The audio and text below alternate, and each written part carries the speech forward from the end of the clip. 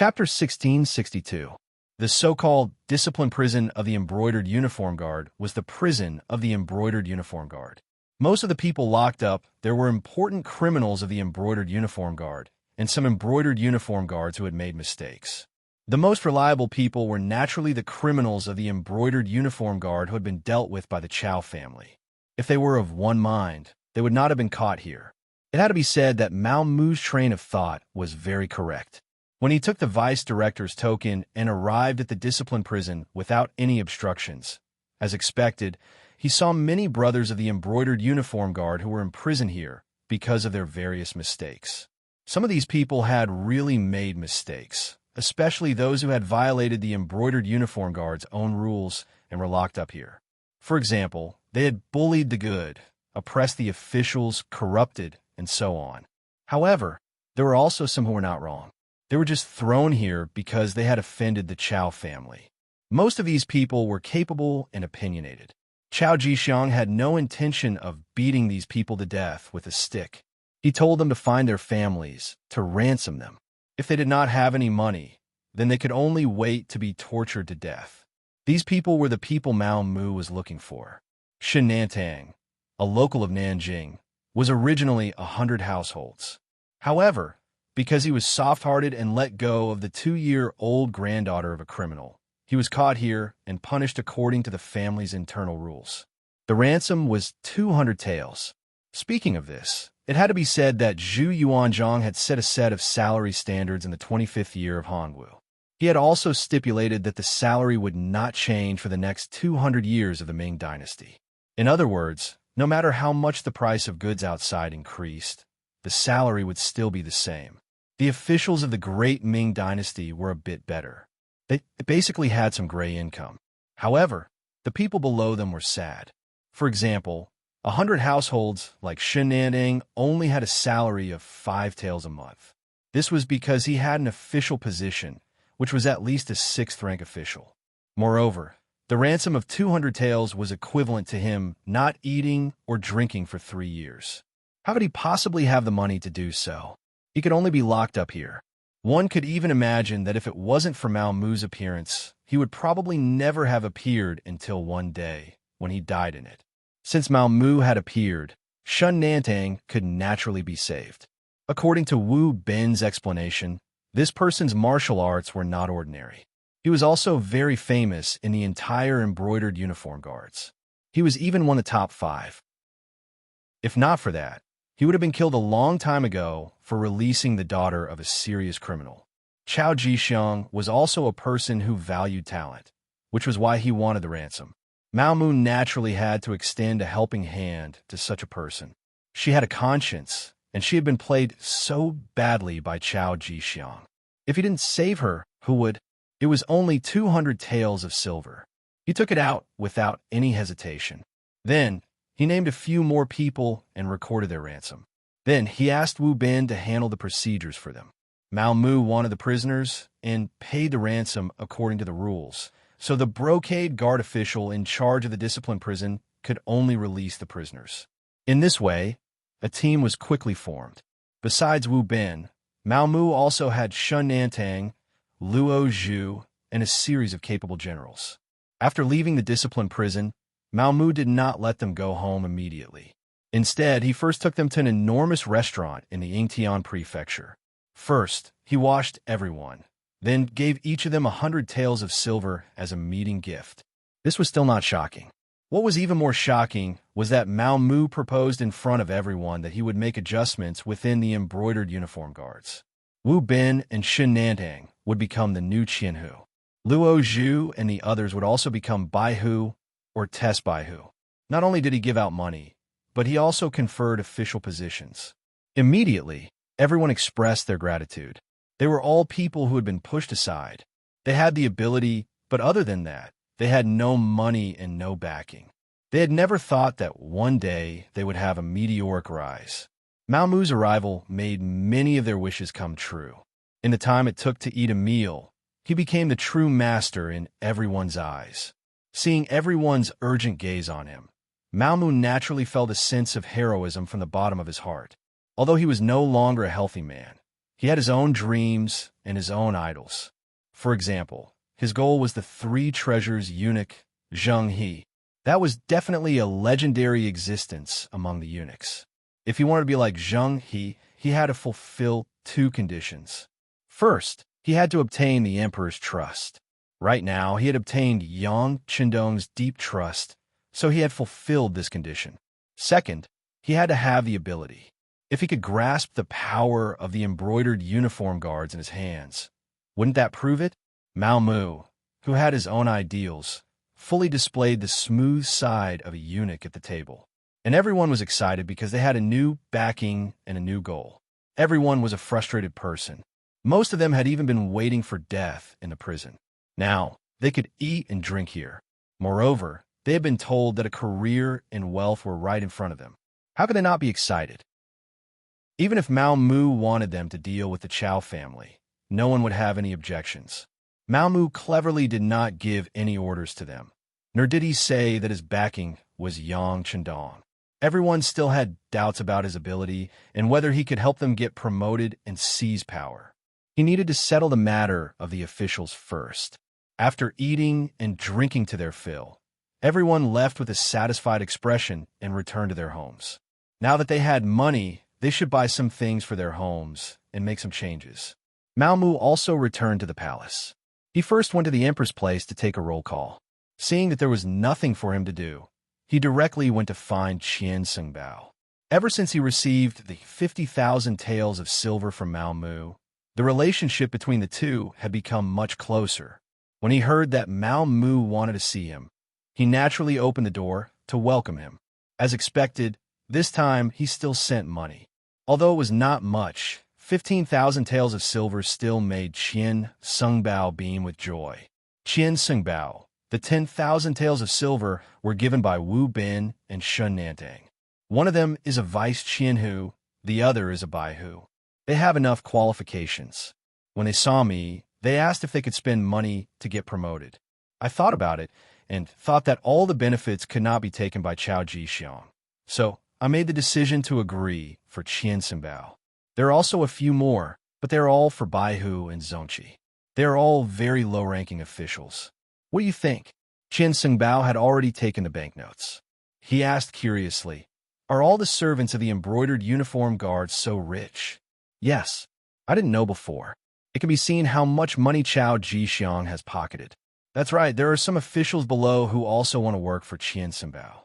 They all waved banknotes to me, but I don't know if there will be such a thing in the future." When Mao Mu saw Qian Sengbao put away the banknotes, he knew that the matter of the two Qianhu had been settled. However, if he wanted to control the entire embroidered uniform guard, these two Qianhu were far from enough. Therefore, for the sake of a long term, he asked tentatively, "There are still people who want to buy officials?" At this moment, Qian Sengbao's face also turned red.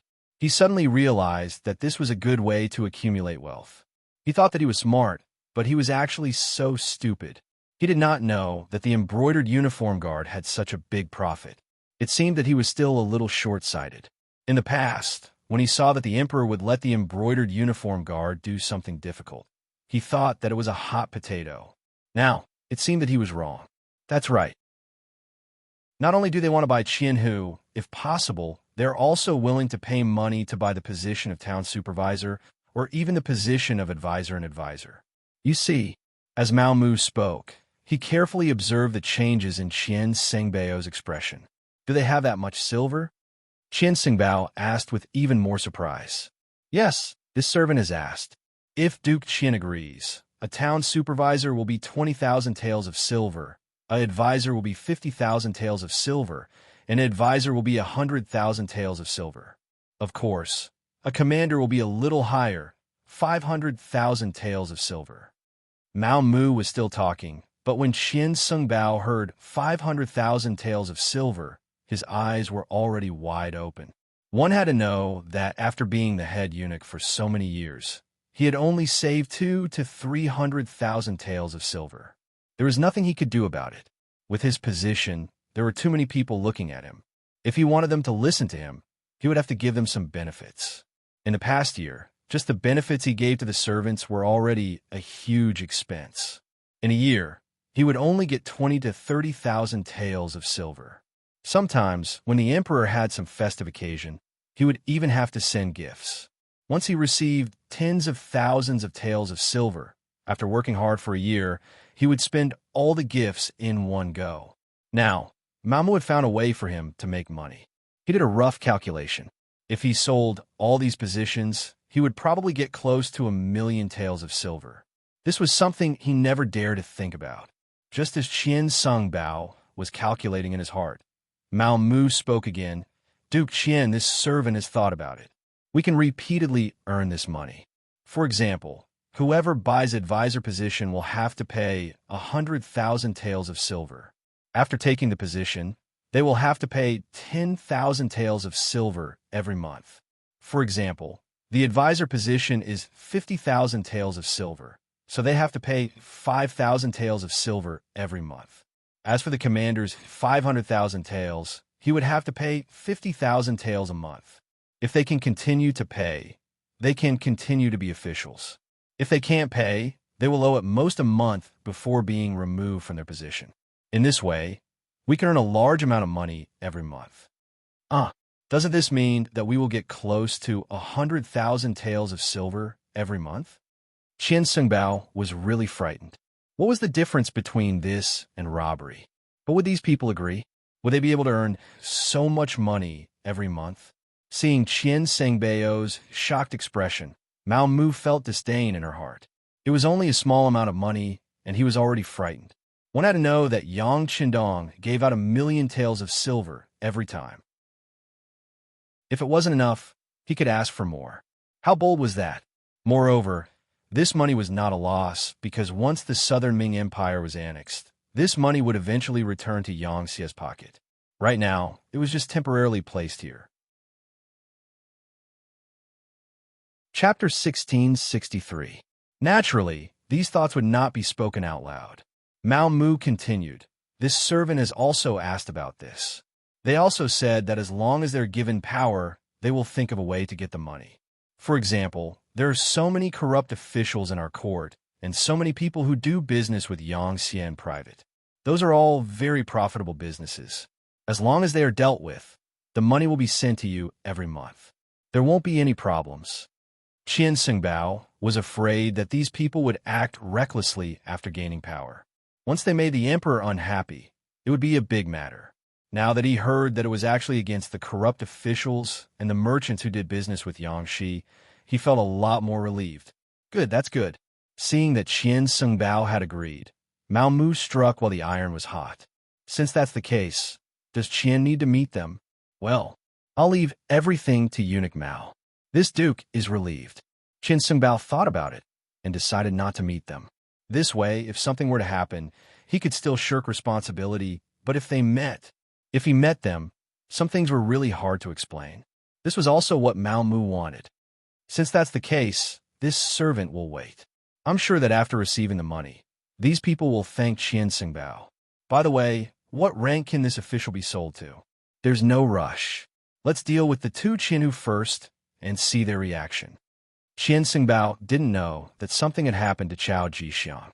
He was still worried that this person would come back and cause trouble. If it was only two Qianhu, he could withstand this pressure. That's good. Mao Mu knew what Qian Sungbao was worried about. However, there were some things that he couldn't say out loud, so he temporarily agreed. But he knew that with this start, the rest of the matter would be easy to handle. He followed Qian Sungbao to draft the internal affairs report. For example, Qian Sungbao could basically appoint officials. This was one of his powers as the head eunuch. After receiving the internal affairs report written by Qian Sungbao, Mao Mu left the palace and went to the embroidered uniform guard factory. Shen Nantang and the others first took the silver back home to comfort their families. Then they came to the embroidered uniform guard factory and waited for news. After all, it was Mao Mu's words before. Whether they would be promoted or not was not certain.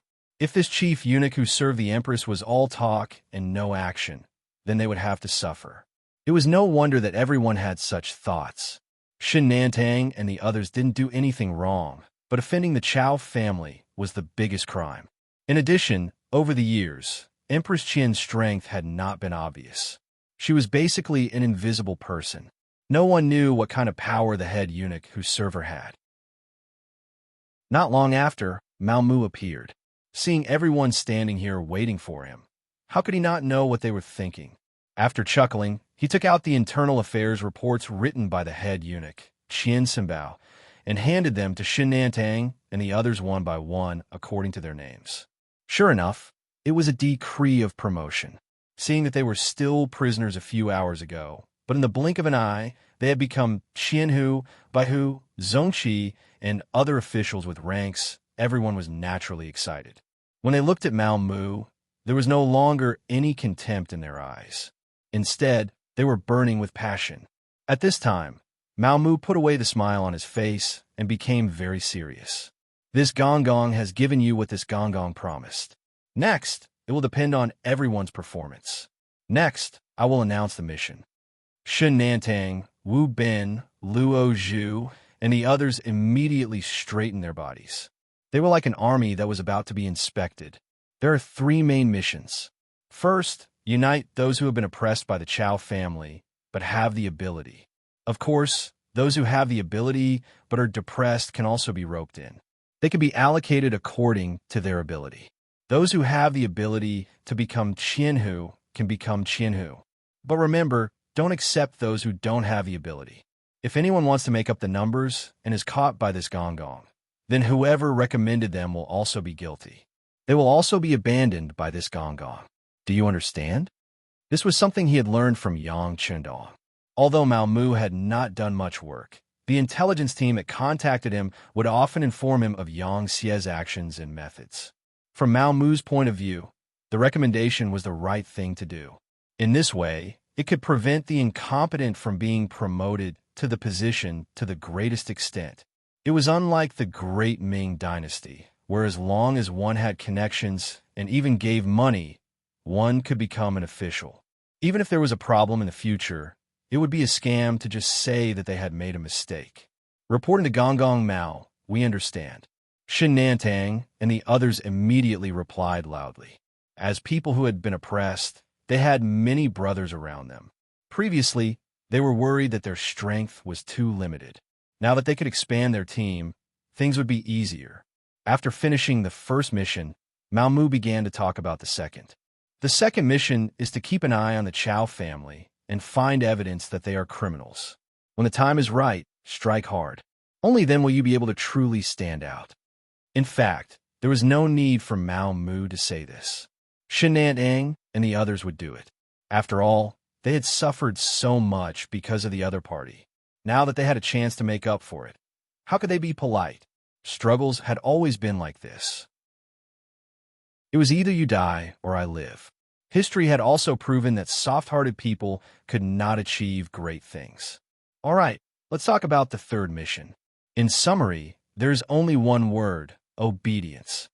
Mao Mu's voice unconsciously became louder as he continued. What I want is obedience. As long as it is an order from me, you must unconditionally carry it out. On the contrary, as for other people's orders, you must not oppose them. The specific matters are up to you. This eunuch also wants to say that Qianhu is not the end of your career. As long as you have outstanding ability and make outstanding contributions, you can be promoted to the position of town protector, commander Qianshi, comrade, or even commander. After saying this, Shen Nantang and the others' eyes immediately widened. Commander, although it was only a third-rank official position, the real power it held was something that even second-rank officials could not compare to. In the past, a fourth-rank official was an existence that they admired for life. They did not expect that they would have the opportunity to sit in that position. There was nothing to say. Next, they would strive for this goal until the end. As for the obedience that Mao Mu mentioned, no one had any resistance. Although the establishment of the embroidered uniform guard was more to serve the imperial power, in the end, they still had to obey someone. Mao Mu had freed them from the abyss of suffering and was one of the chief eunuchs of the palace. So if they obeyed Mao Mu, wouldn't that be the same as obeying the imperial power? As for what Mao Mu said, if there were other people's orders, no one should oppose them. That was just doing a superficial job of respect. The embroidered uniform guard was very good at this, so there was no need to teach them. Everyone knew what to do.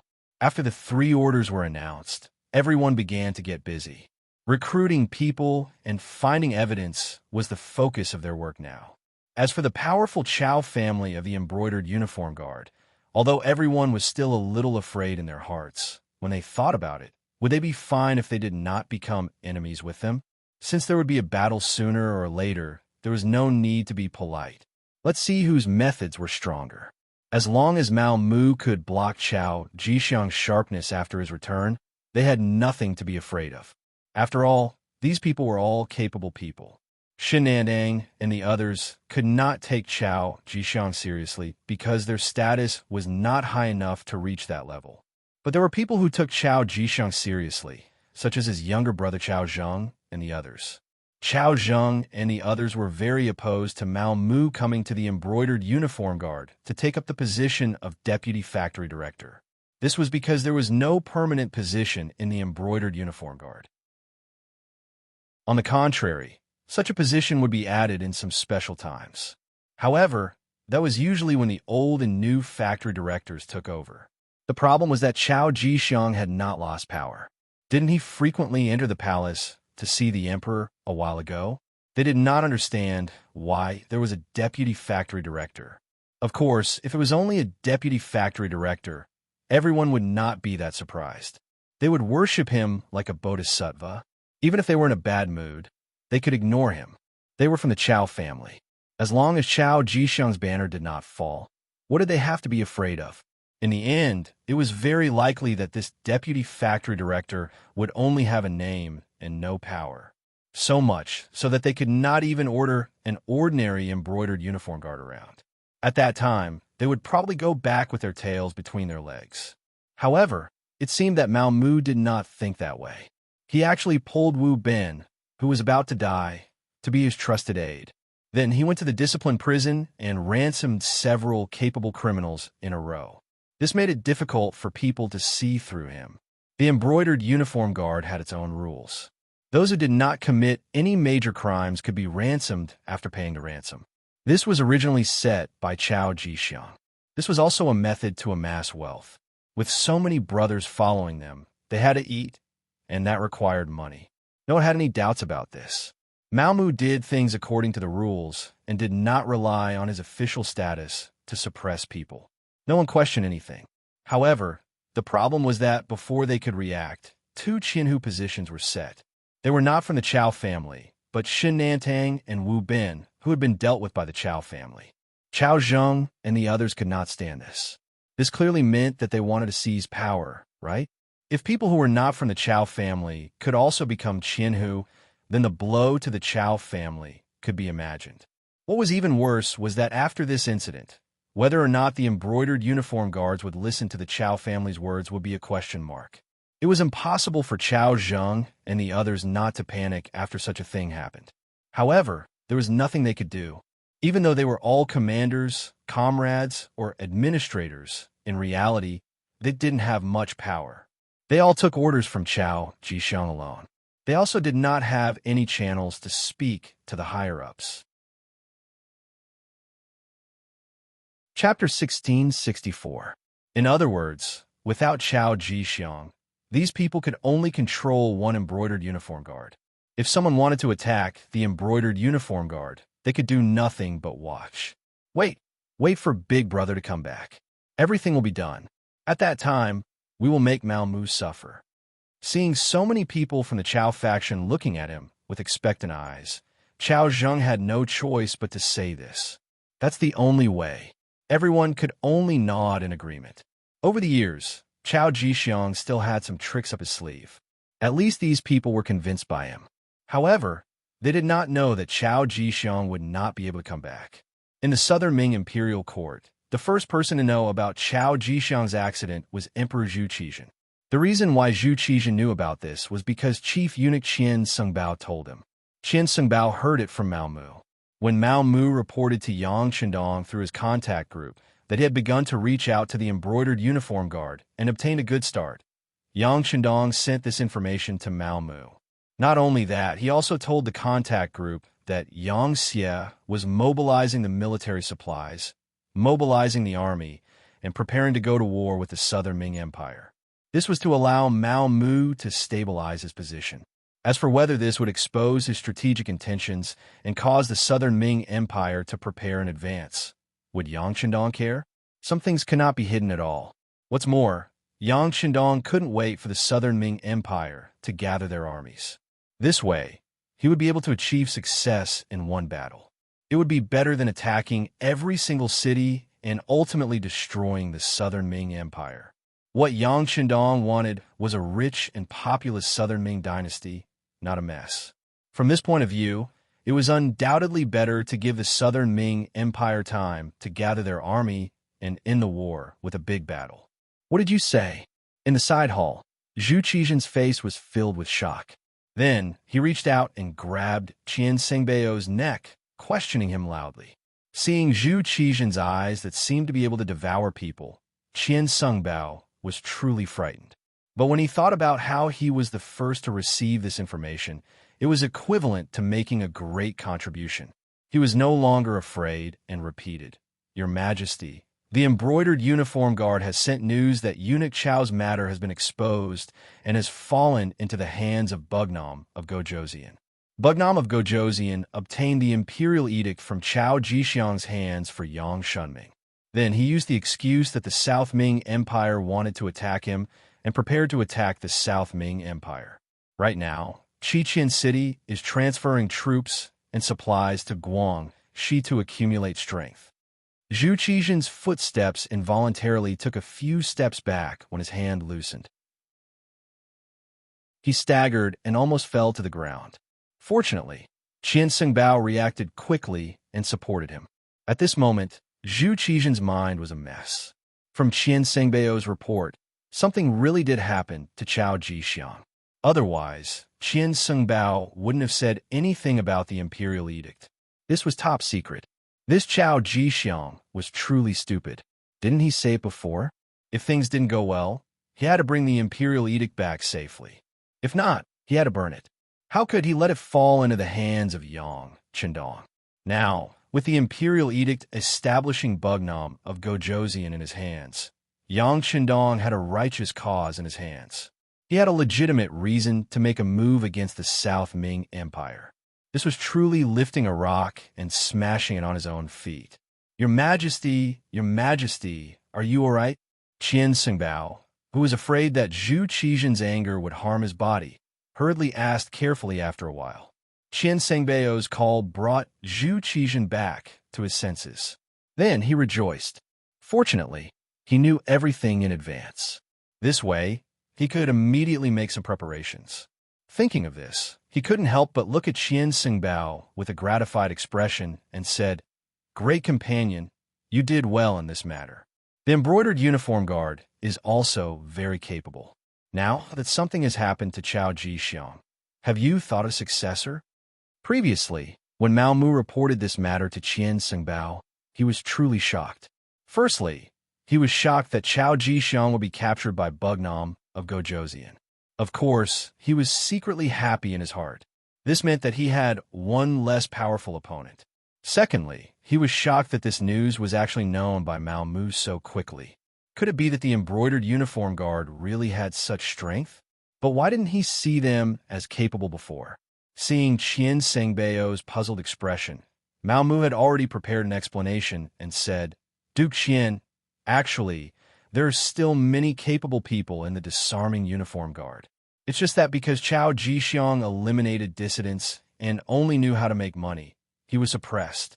Now that these people have obtained Duke Qian's support and have a certain amount of power, they naturally have to do their best. It's not a big deal to find out some things." Because of Chao Jixiang, Qian Sengbao didn't know much about the embroidered uniform guard's work. Thus, he didn't have any doubts after hearing everything from Mao Mu. Then, he patted Mao Mu's shoulder and said, "Not bad. You did well in this matter. Since something has happened to Duke Chao, then you can be promoted to the position of Vice Duke." "Many thanks, Duke Qian." Mao Mu was waiting for these words. Immediately, a banknote worth 220,000 was delivered to Qian Sengbao. Looking at the number on the banknote, Qian Xingbao's heart skipped a beat. Then, he put it away and patted his chest, saying that he would take care of this matter. In fact, even if Mao Mu didn't give him the banknote, he most likely wouldn't be able to run away from the position of vice duke. After all, Qian Xingbao was already the head eunuch. If he became the embroidered uniform guard's vice duke, then his power would be too great. Even the emperor would be afraid of him. Even if he couldn't take the position, he couldn't let others take advantage of it. It had to be known that other than Chao Jixiang, there was still the imperial horse eunuch, Kai Zhong, keeping an eye on him. Compared to the ambitious Kai Zhong, the obedient Mao Mu who knew how to be filial to him was more suitable. How could Mao Mu not understand this logic? However, he still gave the banknote. It was for the sake of making Qian Xingbao put more effort into recommending him. Using 200,000 taels of silver to settle the matter and obtain the position of Vice Duke of the Embroidered Uniform Guard was definitely not a loss. When the emperor asked, Qian Xingbao, who was already prepared, immediately said, "Your Majesty, have you forgotten? Didn't Duke Mao Mu, who served the Empress, become the Vice Duke of the Embroidered Uniform Guard? It must be said that he is quite capable. In such a short time, he has already managed the Embroidered Uniform Guard in an orderly manner. For example, this information was provided by him. Oh, he actually has this kind of ability. It seems that we have overlooked the talented person by our side. Since that's the case, Mao Mu is capable and loyal enough. Furthermore, he has the recommendation of the Vice Duke. Then, let Mao Mu take over the position of Vice Duke. Tell him that we look forward to his continued efforts in creating new achievements." This subject obeys. Qian Xingbao saw that he had achieved his goal and was naturally overjoyed. However, the worry on Zhu Qizhan's face did not disappear. He continued, "How about this? Pass down our decree and announce to the world that the previous Vice Duke of the Embroidered Uniform Guard, Chao Jixiang, stole our imperial edict and secretly stamped the imperial seal. The Southern Ming imperial court will not recognize his actions, and neither will we." Zhu Qizhan acted shamelessly. Although smart people could clearly see what was going on, would a eunuch, even if he had some power, really dare to secretly write an imperial edict and stamp it with the imperial seal? However, seeing through is one thing. If Zhu Qizhan did not recognize it, at least he could salvage some of the influence. Mao Mu thus became the Vice Duke of the Embroidered Uniform Guard. Shen Nantang, Wu Ben, and the others were naturally overjoyed. Chao Zheng and the others' expressions were very ugly. Their backer, Chao Jixiang, had fallen into the hands of Bugnam of Gojoseon. It could be imagined that he would not return in this lifetime. As people of Chao Jixiang's faction, where should they go from here? Chao Zheng was the current commander of the Embroidered Uniform Guard. It seemed that he held great power. However, he was just a dog by Chao Jixiang's side, a chess piece. In the end, he was just an important chess piece. He was not a eunuch. Without an imperial edict, he could not enter the palace, let alone see the emperor. In terms of influence in the palace in front of the emperor, he was naturally far inferior to Mao Mu, who was originally the head of the eunuchs. Now that Mao Mu's position was above his, Chao Zheng was suddenly in a difficult position. He did not know what to do. Bow down to Mao Mu? The people of Chao Jixiang, who had always been proud, were not willing to do so. At least, Chao Zheng believed that he and the others still had the strength to fight.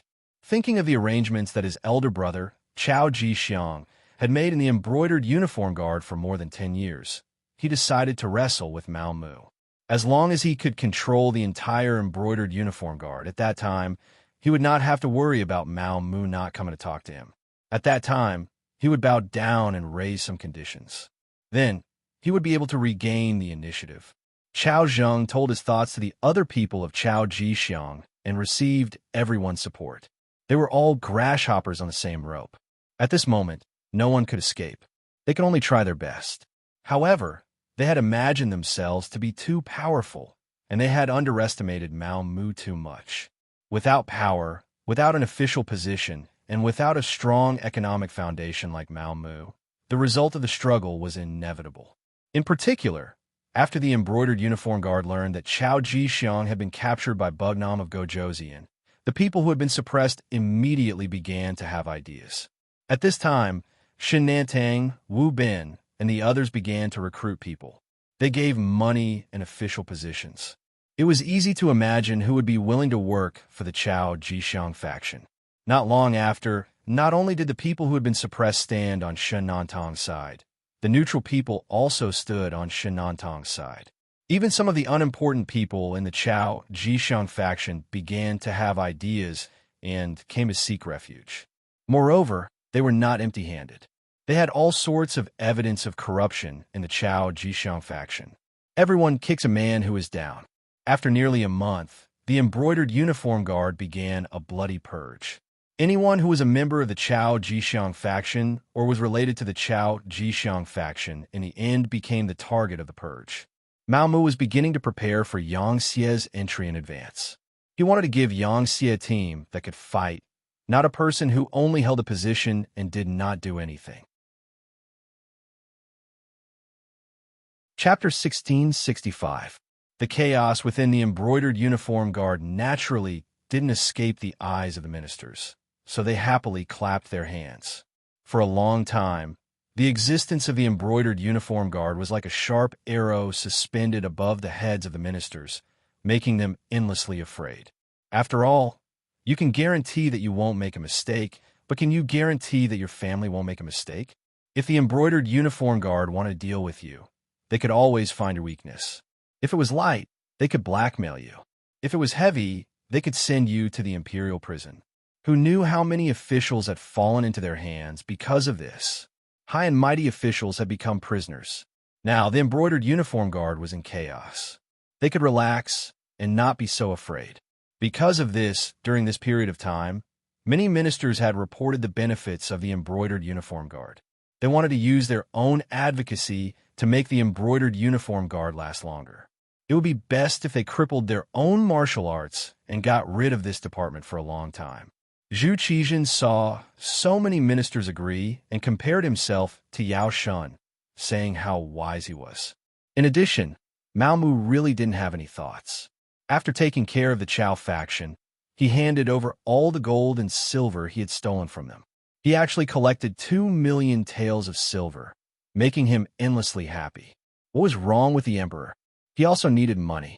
As long as he had money, his subordinates would be willing to work for him. Only then would he be able to achieve fair rewards and punishments. It could be said that a rich emperor's back was strong and could do anything he wanted. As for a poor emperor, it was just a thought. Now that Zhu Qizhen had money, he began to mobilize his troops and prepare provisions and military equipment. He wanted to have a showdown with Yangshi. At this time, Qian Xingbao reported that the embroidered uniform guard's director, Mao Mu, wanted to see him.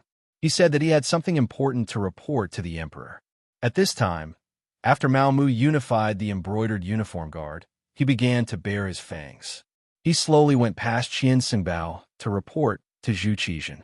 This was the first time he tried to sound him out, so Mao Mu wasn't too anxious. Instead, he wrote some of the contents of his report to Qian Xingbao. When Qian Xingbao saw the report that was nearly a foot thick, he knew that he couldn't do this. He could report according to the text, but once it involved specific matters, if the emperor asked a detailed question, he couldn't answer. Thus, he took the initiative to ask Mao Mu to personally report to him. Faced with Qian Xingbao's request, Mao Mu naturally rejected it. He even said that he was Qian Xingbao's subordinate. So how could he report to the emperor without his permission? This was impossible. Mao Mu's attitude made Qian Xingbao very satisfied, and he immediately confirmed what he wanted to report. This led to today's events. The recent work of the embroidered uniform guards had been very effective. Not only did they win the reputation of the officials, but they also earned money. Zhu Qizhen had long wanted to call Mao Mu to encourage them. However, his great companion, Qian Xingbao, said that Mao Mu was very busy, so he gave up the idea. Now that the other party had come knocking on his door, of course he had to meet him. In the Qinzheng Hall, Mao Mu saw Zhu Qizhen sitting high on the dragon throne. He also saw Qian Xingbao standing to the side with a smile on his face. For some reason, He always had a feeling that behind that smile was a hidden killing intent, as if he did not perform well, the other party would come to settle the score with him. Malmu knew his own strength very well. Although he had taken control of the embroidered uniform guards, he had been silent for too long. If he wanted to fight Qian Sung Bao head-on, his strength was still not enough. Now that he still needed to rely on the other party, he naturally knew what to do next. First, he respectfully knelt on the ground and kowtowed, shouting "Long live." After Zhu Qijin asked him to stand up, he stood up and gave a detailed report on the performance of the ministers, especially those officials who went to Yangxie. Their actions were reported by Mao Mu in detail. At first, Zhu Qijin still had a smile on his face. He could feel that Mao Mu's work was very detailed, which made him very happy. He was excited that he had found another talent. However, as Mao Mu reported more and more, he began to lose his cool, especially after hearing so many officials talk about how powerful Yang Xie was and how he could not defeat them. His face turned black. He knew that Yang Xie would not be so kind as to let the officials go to Tsuxian City for free. However, when he considered that Yang Xie was indeed powerful, there were many things that could be learned. In addition, his arrogance caused trouble. In Zhu Qijin's heart, Yingtian Prefecture used to be the capital of the great Ming dynasty. Later on, it became the capital. The prosperity here was not something that a deserted island could catch up to in a short time. He wanted to see Yang Qindong make a fool of himself and let everyone see the difference between the two sides. In order to calm the hearts of the officials, he agreed to send the observation team. However, ever since the Crown Prince's junior tutor, Minister of War Kuang Yi, was chased back early and heard about what happened in Yangxie, he felt that things were going to go south. He hurriedly gave an edict to end the observation team early. He thought that since the time was too short, it should not be a big problem. During this period of time, he was preparing for war and did not care so much about it. Now that he heard Mao Mu's report, he knew that the attitude of the officials under him had changed greatly. Following Mao Mu's report, these officials actually compared Crimson City to a heaven-like existence, and even exaggerated the strength of the Yang faction. There were even people who were pessimistic and said that if the Southern Ming Empire fought with the Yang faction, they would definitely lose. This was disrupting the morale of the army. Even if these people were killed, it would not be enough to vent his anger. Zhu Qijin was angry. Investigate.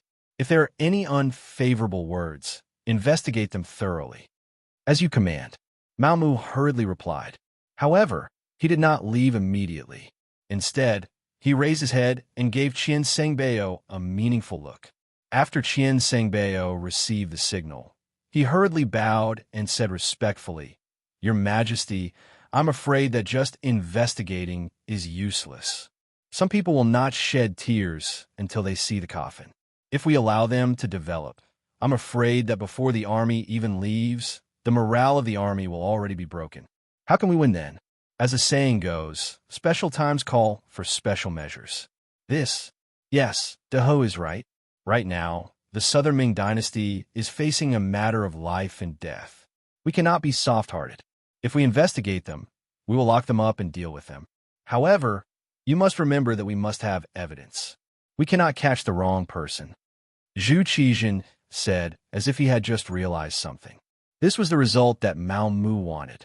After saying, "As you command," he left the side hall. For Qian Sengbao to stand up at this time, it was naturally the result of discussion. In Mao Mu's words, this was a good opportunity to accumulate wealth. Those officials were all rich people. As long as they caught them, they would not have to worry about not having enough money to ransom them. In short, this time, they had to make the officials bow their heads to the eunuchs. Qian Sengbao was 100% in favor of Mao Mu's suggestion. Ever since the defeat of the Tumu castle because of Wang Zhun, the eunuchs had always been the target of the officials. If Zhu Qijin did not like the eunuchs, they would have no way to survive if it was an emperor. As the chief eunuch, Qian Sengbao had always been careful. He was afraid that if he did something wrong, it would cause the officials to impeach him. Now that he finally had a chance to fight back, he would definitely seize the opportunity. Thus, The officials were originally clapping and cheering as they watched the embroidered uniform guards fall into chaos. However, they could not be happy because after the embroidered uniform guard had a unified leader, they began to target them. On the day that Mao Mu left the Qinzheng Hall, 4 officials had their homes searched by the embroidered uniform guards. Among them, 1 was a 4th-rank official and 3 were 5th-rank officials. Although their ranks were a little low, it was already a clear signal. Soon, news spread from the palace. This was the start of the operation after Mao Mu. The new embroidered uniform guards reported to the emperor. However, it was also said that Mao Mu only said that he wanted to investigate. It was Qian Sengbao who suggested to arrest the eunuchs. He also said that special times called for special measures. These officials did not dare to scold the emperor, but Qian Sengbao was just a eunuch. They did not have any scruples. For a moment, curses were heard everywhere. The impeachment memorials were as numerous as the hair on an ox. They covered the dragon table. Qian Sengbao was really angry. He first severely punished the eunuchs who were on duty in the Qinzheng Hall that day. After killing 3 and seriously injuring 9, he did not get anything out of them. But it did not matter. Things had already come to this. Qian Sengbao was determined to go all the way and teach these officials a lesson. He immediately sent someone to inform Mao Mu to increase the intensity. In short, he wanted the civil officials to bow their heads to him, the chief eunuch. Otherwise, the arrest would not stop. The Minister of Revenue's residence, Wang Shang, was riding a bicycle in the courtyard with an unhappy expression.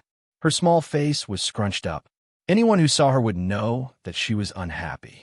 Ever since returning from Tsushin City, Wang Zhiqing had been riding a bicycle through the capital's streets and alleys. He did not know how many people looked at him, but he also did not know how many envious gazes he received. After all, Wang Zhiqing was still a child. His desire to show off was at its peak. Thus, he rode the bicycle even faster. In addition, the children of the other officials had also bought 4 bicycles. They traveled with 5 bicycles, which attracted a lot of attention. As the younger sister, Wang Shang was naturally unhappy. She also had a share of the money used to buy the bicycles. Moreover, she had borrowed quite a bit from her sisters. Why should her brother take all the fruits of victory for himself? She acted coquettishly and persuaded Wang Zhiqing in every possible way. In the end, Wang Zhiqing had no choice but to agree to lend the bicycles to her for 3 days after half a month of riding. Although it was only 3 days, Wang Shang was already very satisfied. After all, in this era, women were mostly in a subordinate position. It was impossible for them to enjoy true fairness. She scratched her fingers day after day. Finally, when it was time for her to use the bicycles for 3 days, her grandfather suddenly had the servants close the courtyard doors after the morning court session. He also said that no one in the family was allowed to leave without permission. Chapter 1666. Wang Shang couldn't accept this. She had already asked her friends to ride the bike together, and she wanted to show off like an older brother. How could she be happy when her plans were disrupted? After riding a few laps around the courtyard, Wang Shang felt that she had completely adapted to the bicycle and could ride it with ease. Then, she carefully went to the back door of the manor with her personal maidservant. As the young master, she ordered the servants to open the door and went out into the streets. Wang Shang could finally ride the bike on the streets. She could feel the envious gazes of the passers-by, especially those who looked like scholars. They pointed at her from afar and looked at her with yearning. She immediately felt proud, like a general who had just won a battle. However, the good times didn't last long. A few burly embroidered uniform guards suddenly rushed out from the side of the street and blocked Wang Shang's path. The sudden braking caused Wang Shang to almost fall to the ground. Then, she shouted unhappily, "Good dogs don't block the road." Wang Shang claimed that she was the granddaughter of Minister Wang, so there weren't many things in the world that could scare her.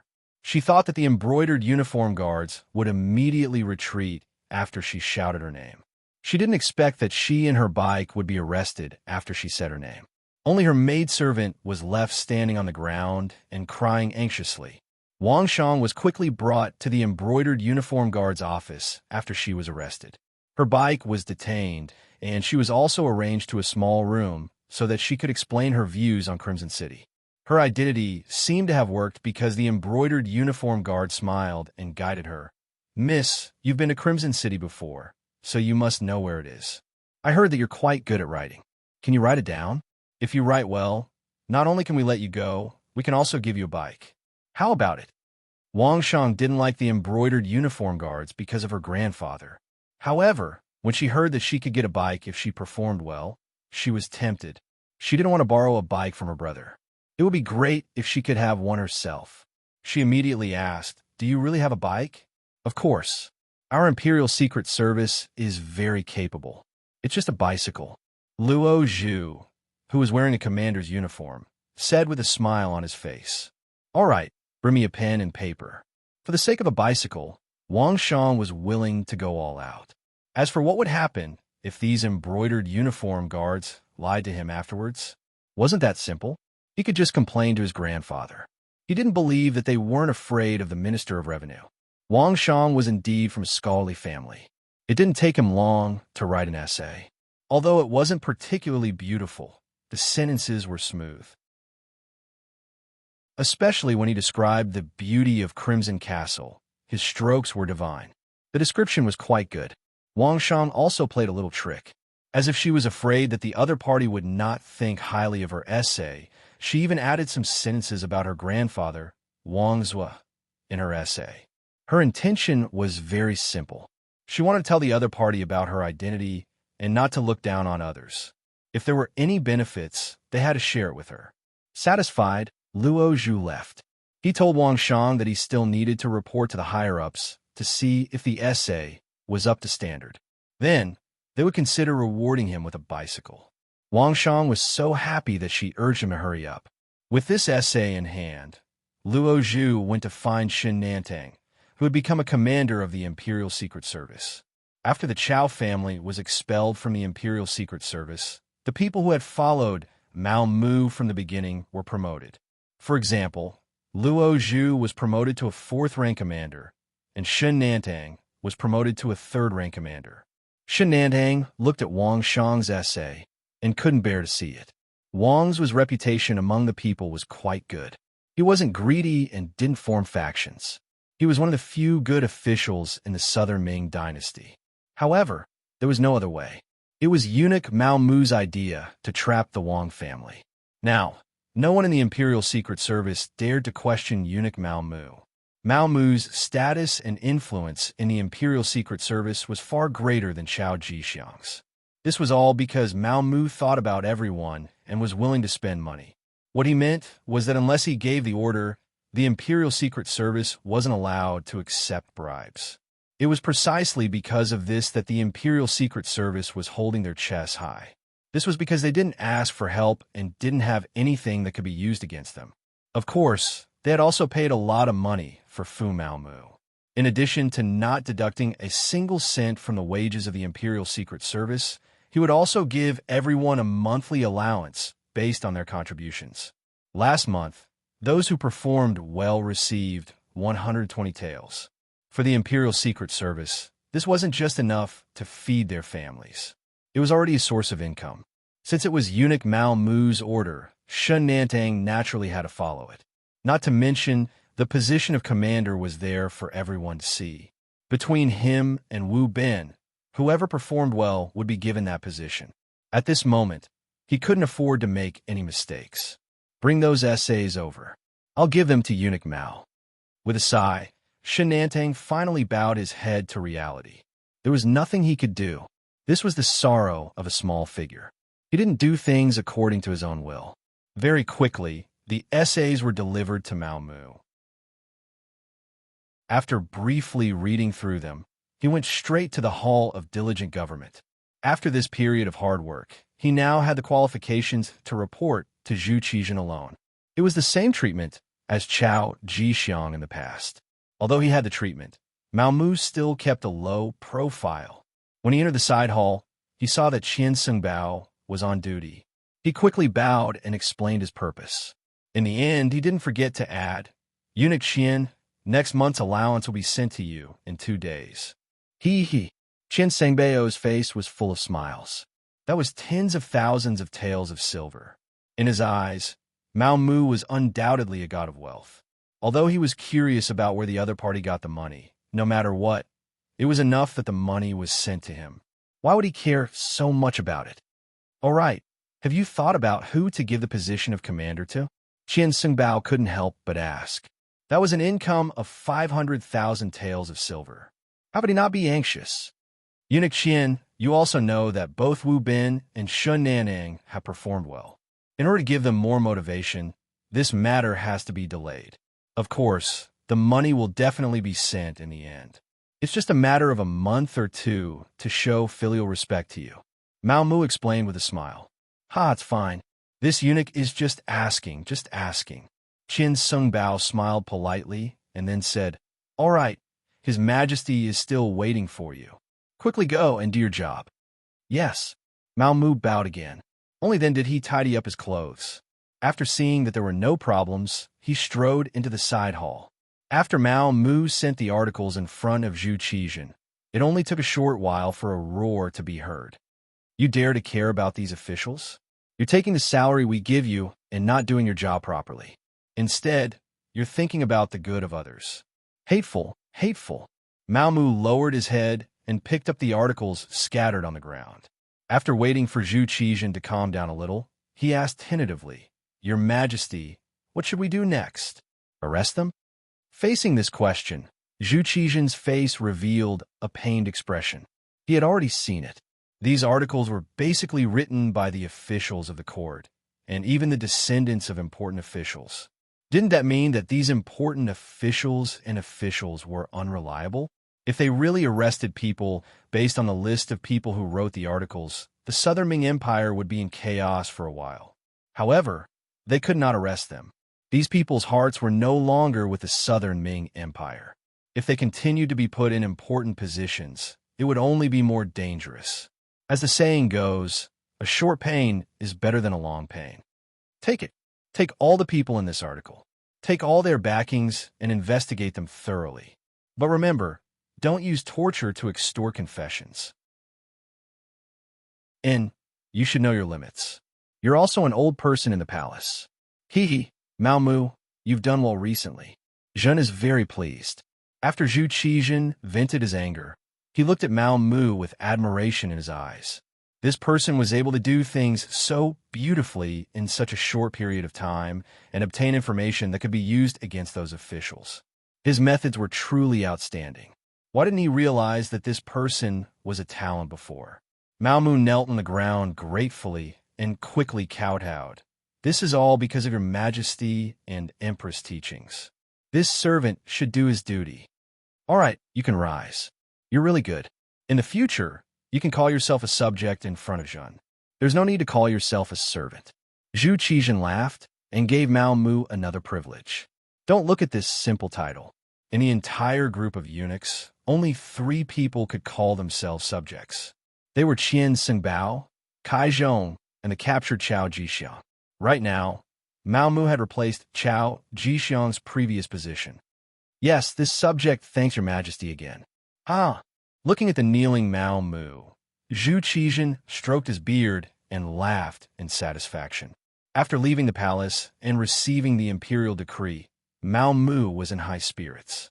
No one knew better than him that the people who were captured this time were all capable officials of the Southern Ming Empire. In other words, once these officials were imprisoned, it was equivalent to the Southern Ming Empire's political power collapsing by half. This was greatly beneficial for the Yangtze's next move against the Southern Ming Empire. At the same time, the official residence of the Ministry of Personnel had already become chaotic. Wang's was most beloved granddaughter, Wang Shang, had mischievously walked out of the residence and was caught by the embroidered uniform guards on the streets. When the accompanying servant girl came back to report, bursts of crying rang out in the manor. Wang Shang's mother, Wang Zhangshi, was the one crying the loudest. Her crying made Wang's eldest son, Wang Shang's father, Wang Guang, who was currently serving in the Ministry of Personnel, extremely anxious. Wang Zhuo quickly found out about the commotion here. His wife, Wang Songshi, also started crying. She then said that the embroidered uniform guards were all bastards, demons who killed without batting an eyelid. This time, Wang Shang had fallen into their hands. Who knew what would happen? Chapter 1667. Compared to the woman who only knew how to cry, Wang Zhuo was clearly much calmer.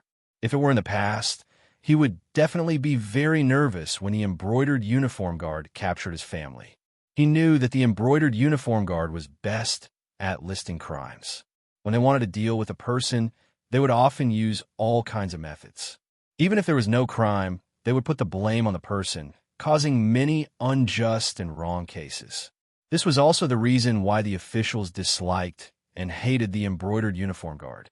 However, now that the embroidered uniform guard had undergone an internal reorganization, the new chief Mao Mu was a good old man. He smiled at everyone he saw. Moreover, this kind of smile wasn't superficial. It was a real smile. Because Wang Zhuo often went to the palace, he had met him twice. Both times, the other party was very respectful. This was something that Wang Zhuo, who boasted that he had seen countless people, could clearly feel. The embroidered uniform guard had changed its leader, so its style should also change. Even so, the outcome of Wang Shang's capture might not be so bad. Wang Zhuo comforted himself in his heart. He was still wondering if he should go to the palace or directly ask the embroidered uniform guard for Wang Shang. With his status as a minister, in addition to his influence and seniority in the court, Mao Mu would definitely give him face. However, he was a minister after all, and had been a minister for several dynasties. In terms of calmness, he was still good. He still wanted to see the situation before making a decision. He didn't want to give up his old face to beg for help so quickly. He still wanted to. There was no need to think. Before Wang Zhuo could make a decision, the embroidered uniform guard had already arrived. First, they surrounded the prince's residence. Then a group of people jumped in through the door. The servants watching the house were so frightened that they knelt on the ground, not even having the courage to stop them.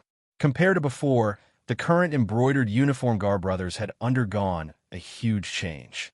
They didn't do the dirty work of extortion and framing anymore. With money, their abilities could be put to use. The current embroidered uniform guard no longer muddled along and waited for death. Each of them was an expert and very brave. More importantly, Mao Mu no longer deducted everyone's salary. He also did his best to satisfy the embroidered uniform guard brothers in terms of equipment. In the past, because of the lack of money and the greed of the Chow family, the low-level members of the embroidered uniform guard often didn't even have the money to change their clothes. Therefore, sometimes they would wear tattered flying fish suits to carry out missions to make people feel to look very down and out. Unlike now, the flying fish suits are all over the place.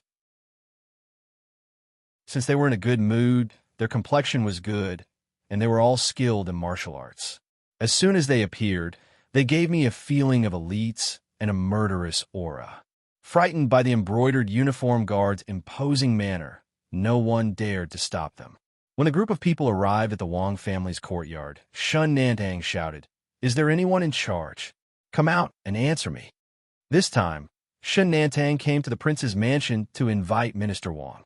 This was enough to prove that the embroidered uniform guard valued this minister. Soon, the sound of footsteps could be heard. The members of the Wang clan's various courtyards, including the servants, and guards, all walked out. Walking at the front was an elderly man, but judging from his calm footsteps, although this person was very old, his aura and spirit were still very strong. Needless to say, only the Minister of Revenue, Wang Zhuo, could have such an imposing aura in the prince's residence. Wang Zhuo walked straight until he was 5 or 6 steps in front of Shun Nantang and the others. Then he said in a voice that was neither servile nor overbearing, "This official is the Minister of Revenue, Wang Zhuo. May I know your name?" Shun Nantang naturally knew Wang Zhuo. The embroidered uniform guard had detailed information about these important ministers. Therefore, when he saw the person in charge, he first cupped his hands and bowed. Then, he put down his hands and put his right hand on the embroidered spring saber at his waist, saying, "Minister Wang, This humble one is the embroidered uniform guard's Minister Shen Nantang. This time, I am acting on imperial orders. I hope Minister Wang can cooperate."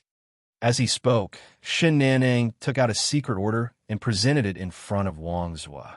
Reaching out to take it, his eyes fell on the secret order.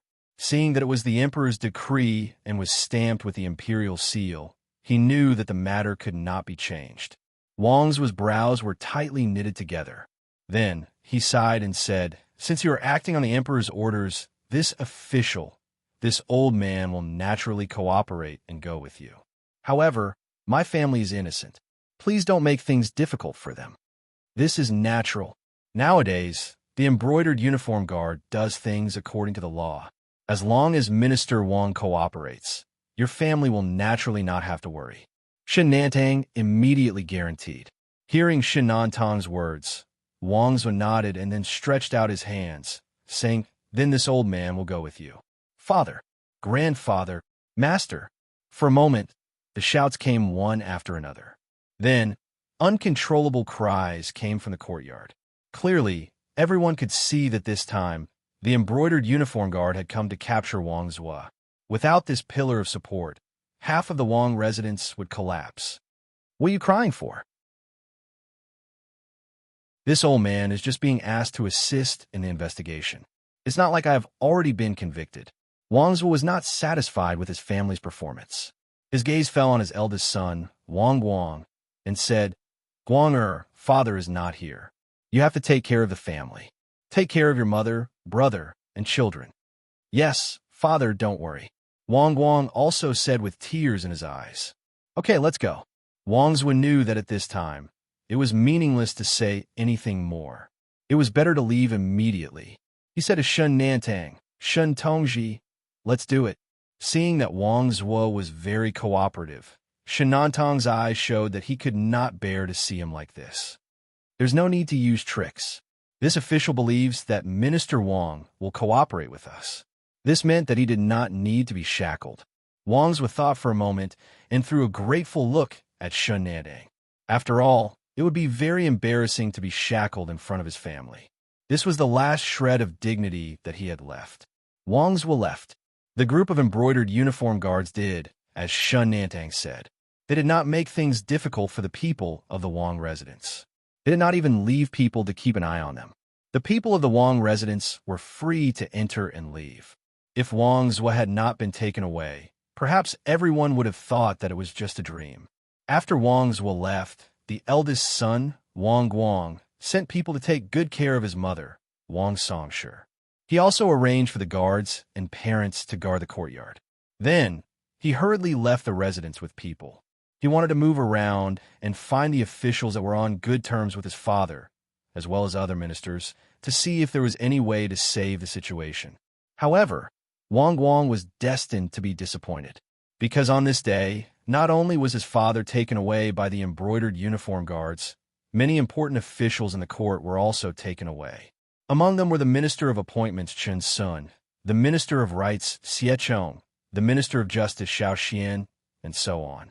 For a moment, the capital was in chaos. The officials were also in danger. They constantly sent people to find out what had happened and whether the embroidered uniform guards would continue to take people away. In the palace, Mao Mu became the most popular person. Anyone who had some connections with him would send people to inquire about the situation. As for himself, he was drinking tea with someone in a small courtyard in the palace. Across from Mao Mu sat a eunuch wearing an official's robe. His dark eyes had already swept over Mao Mu countless times. Mao Mu hated this kind of unrestrained gaze. However, he knew that now was not the time to fall out with the eunuch. At the very least, the opportunity was not ripe yet. Across from him sat one of the three great eunuchs of the southern Ming dynasty, Kai Zhong, who controlled the Imperial Horse Directorate. At the same time, he was also one of the eunuchs in charge of writing. He was the kind of person who could be summoned by the emperor at any time and had the opportunity to serve him at any time. It was precisely because of Kai Zhong's relationship that he could reach the heavenly court that Mao Mu was very polite to him. He even had to bow to him as a junior.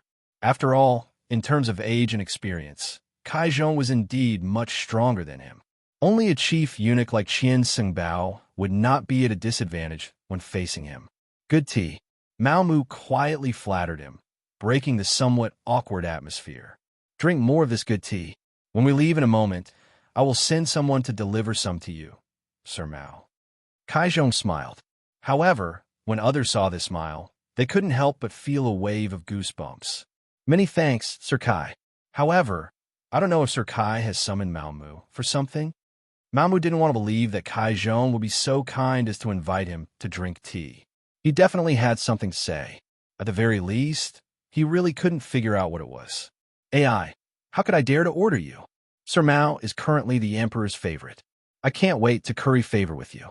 How could I dare to order you? Sir Kai is too kind. This humble one is truly unable to accept it. Mao Mu smiled and returned Kai Zhong's gaze with a soft glare. Although in terms of experience, he was indeed inferior to Kai Zhong. If Kai Zhong wanted to step on him, he had the power to resist. With Empress Qian's approval and trust, in addition to the power he held in the embroidered uniform guard, Kai Zhong couldn't do whatever he wanted. Kai Zhong naturally understood this point. That was why he called Mao Mu over to discuss this matter and invited him to drink tea.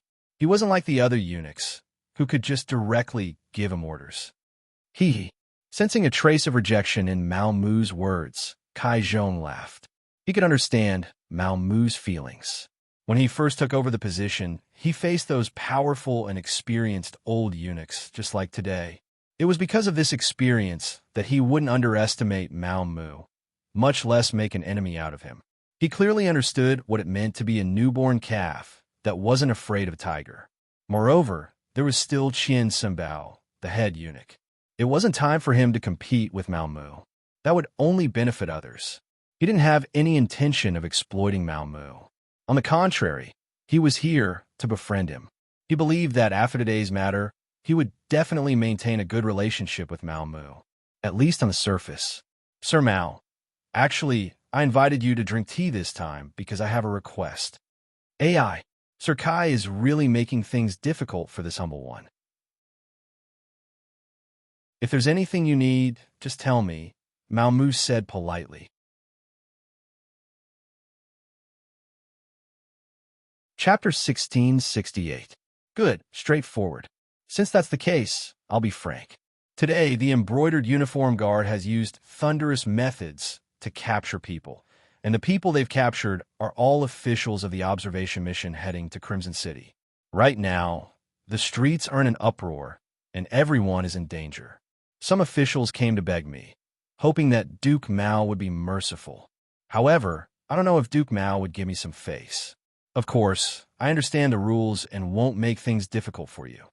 The so-called understanding the rules naturally meant giving benefits. Mao Mu was very clear on this point. It was still the same sentence. What was the point of the eunuch turning into this androgynous appearance? Wasn't it just to earn more money? With money in hand, anything was worth it, and there was nothing to fear. After understanding that the other party had come to beg for mercy, Mao Mu's anxious heart relaxed. He was truly worried that the other party might have found out something.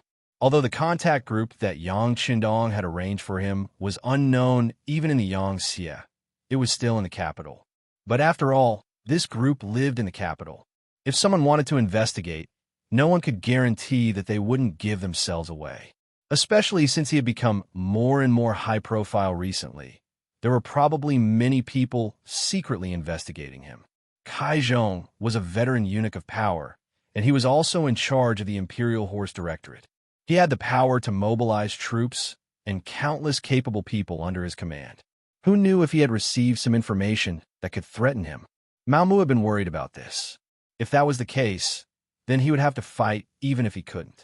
It was just a pity that he couldn't complete the mission that Yang Qindong had given him. Now that he knew that Kai Zhong had a favor to ask of him, he could finally put down his anxious heart, and his expression became much more relaxed. However, this small change fell into Kai Zhong's eyes.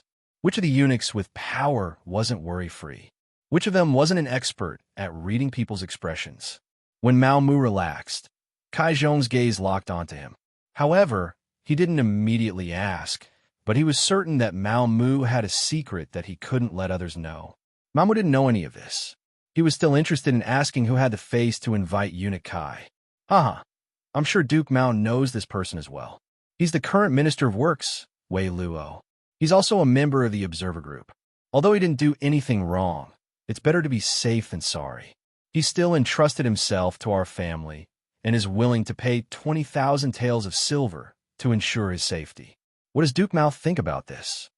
Kai Zhong chuckled as he hid what he had just discovered in the depths of his heart and spoke with a smile. Upon hearing that he was pleading for Wei Luo, Mao Mu had a plan in his heart.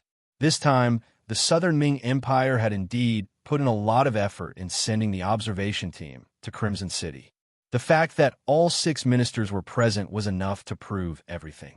Among them, the Minister of War, Kuang Yi, had been sent back halfway because he had angered Yang Chendong. The other 5 ministers had observed the entire process. Now, 4 of the 5 had already been invited to the embroidered uniform guard, leaving only Verlo, so it was no wonder that he was nervous. However, Mao Mu had no intention of dealing with Verlo. After returning from Crimson City, Verlo had privately said that Crimson City was very powerful, that Yangxia was very powerful, and that the Southern Ming Empire couldn't compare. However, Verlo's abilities were truly limited. Under his leadership, the Ministry of Works hadn't made much progress in the past few years, and the cannons they were building were still solid shells. Verlo's strength lay in flattery, using his high position to seize power and amass wealth. During his time in charge of the Ministry of Works, a few capable officials had been suppressed. How could such people be Mao Mu's target? He clearly knew that Yang Chendong's orders were to arrest all capable officials and disrupt the upper echelons of the Southern Ming Empire's political power. Mediocre officials like Verlo naturally wouldn't be affected. On the contrary, such people should have more power. This way, they would be more in line with Yangxia's interests. Thus, even without Kai Zhong's pleading, Mao Mu wouldn't have made a move against Verlo. He still needed to keep these people to explain to the emperor that not all of the members of the observer group had become disloyal. This was clear proof. Haha, Verlo, to be honest, said some things that crossed the line. His name is on the embroidered uniform guard's next arrest list. Although Mao Mu had already decided to let Verlo go and give Kai Zhong face, the process was still important. However, the process was still very important. How to make the other party accept this favor was especially important. Hearing that this was indeed the case, Kai Zhong couldn't help but nod. He didn't know what the emperor thought of the observer group, and thought that he wanted to capture them all in one fell swoop. Thus, he naturally didn't doubt Mao Mu's words. Because of this, Kai Zhong's face bloomed into a smile. However, he didn't know how disgusting this smile was in Mao Mu's eyes. I'll have to trouble Duke Mao to put more thought into this matter. I'll remember this favor. Kai Zhong smiled, his eyes revealing an expectant expression. This, Mao Mu first pretended to be in a difficult position. Then, as if he had made a decision, he said, "All right, since even Duke Kai has spoken, I'll do my best." Although he said that he would do his best, since he had spoken, there was nothing that couldn't be done. Immediately, Kai Zhong's smile grew even wider. After discussing business and pocketing the 20,000 taels of silver, Mao Mu left. Seeing his departing figure, Kai Zhong gradually put away the smile on his face. With a snap of his fingers, a sturdy man walked into the small courtyard. "Uncle." The man's surname was Kai Gu, and he was Kai Zhong's nephew. After entering the palace, Kai Gu had spent a great deal of effort to find this nephew of his among the common people.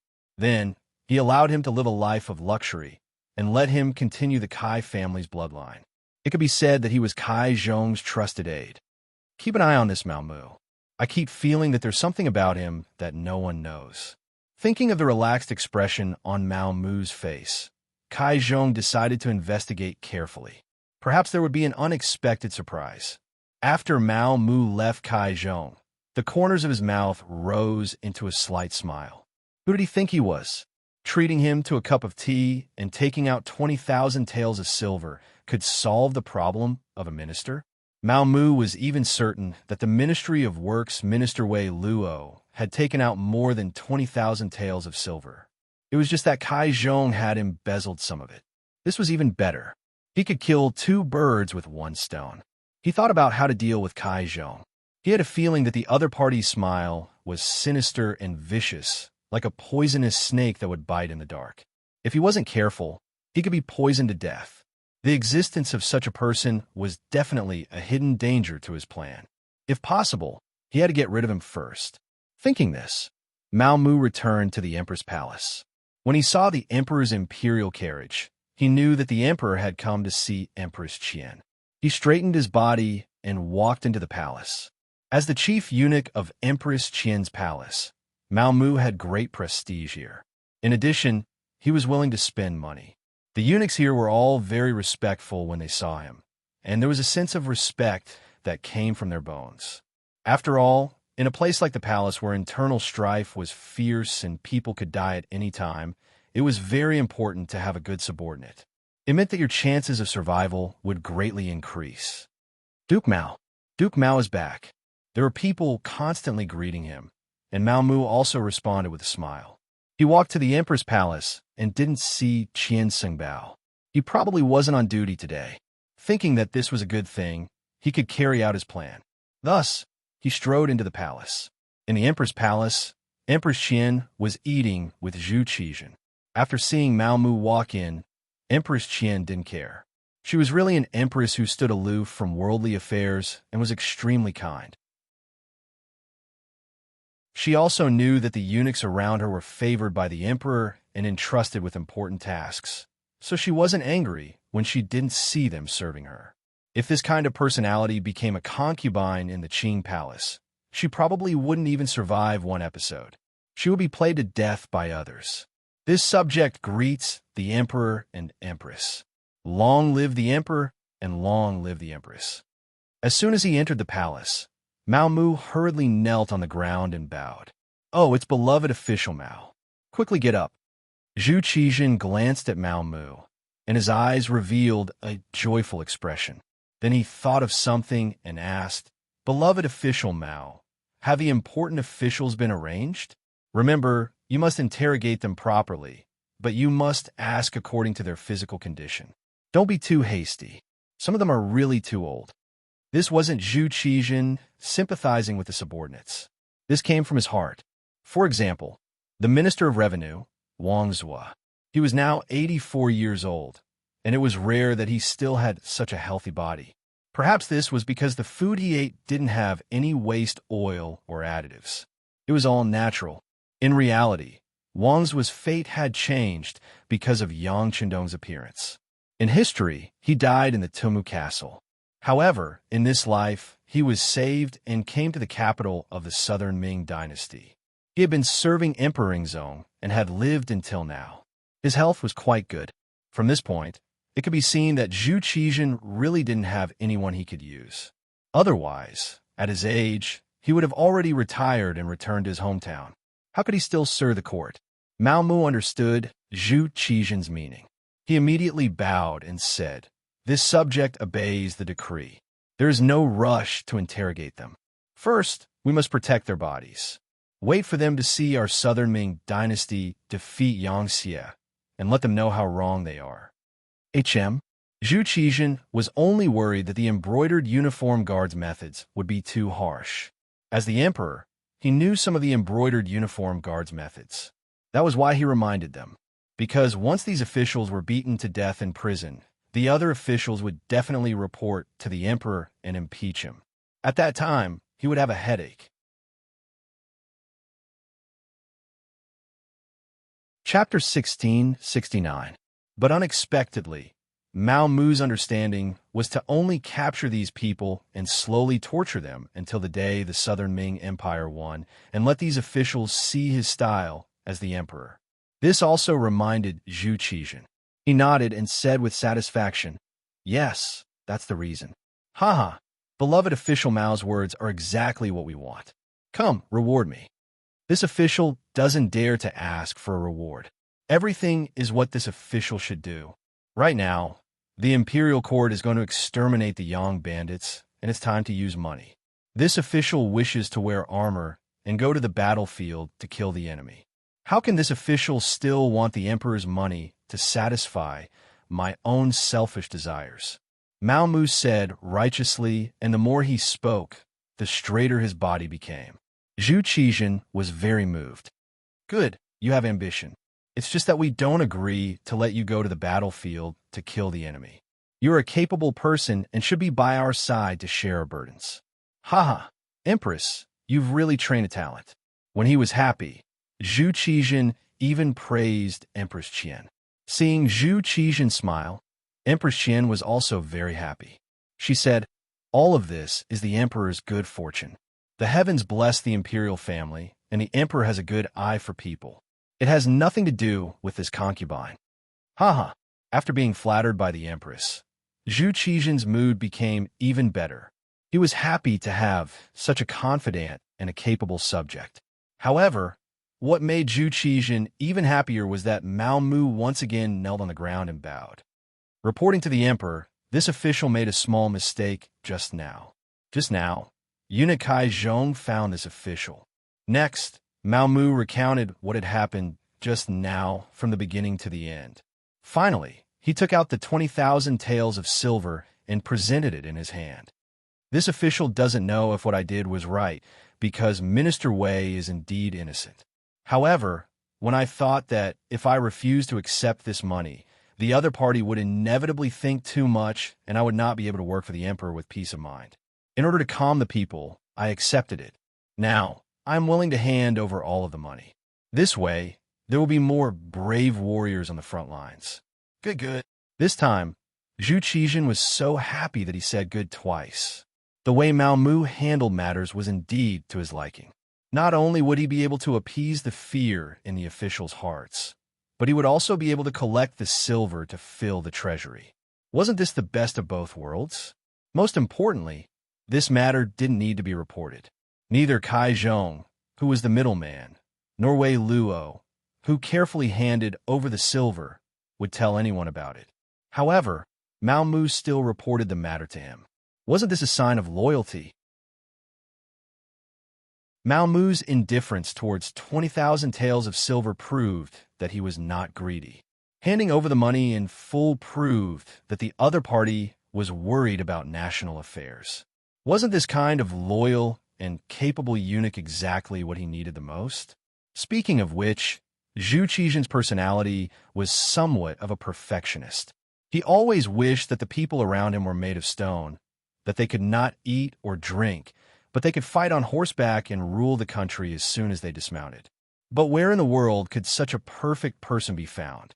He used to think that Wang Zhen was such a person, but reality proved that he was wrong. Later on, he believed that Qian Sungbao, Chao Jixiang, and Kai Zhong were such people. However, after some observation, they all had their own shortcomings. Now that Mao Mu had jumped out, he realized that he had found the ideal candidate. Now, he only hated that he hadn't discovered this kind of talent earlier. He had been forced to waste more than 10 years in the palace. Satisfied, he looked at Mao Mu with even more joy.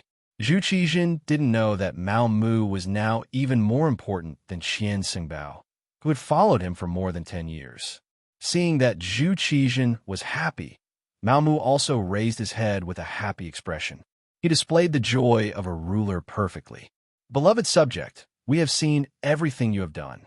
Do well, and in the future, you might be able to become a figure like Zheng He. Zhu Qizhen was truly happy and compared Mao Mu to the three treasures eunuchs. Mao Mu naturally knelt down in gratitude and called out, "Long live the emperor." Afterwards, he took advantage of Zhu Qizhen's happiness to mention that there were still a few officials who hadn't been arrested because their ranks were low. He also said that today's matter shouldn't be spread. Otherwise, if eunuch Kai Zhong found out, he would lose face and appear out of place. It would be difficult to carry out his work in the future. Of course, Zhu Qizhen would follow Mao Mu's instructions. He said that he saw Mao Mu's loyalty and told him to do things without worry. He knew in his heart that he wouldn't let a capable official be wronged. He also said that the war was imminent. Anyone who had problems must be arrested, Even those who suspected problems must be arrested. According to the previous method, they didn't need to be severely punished.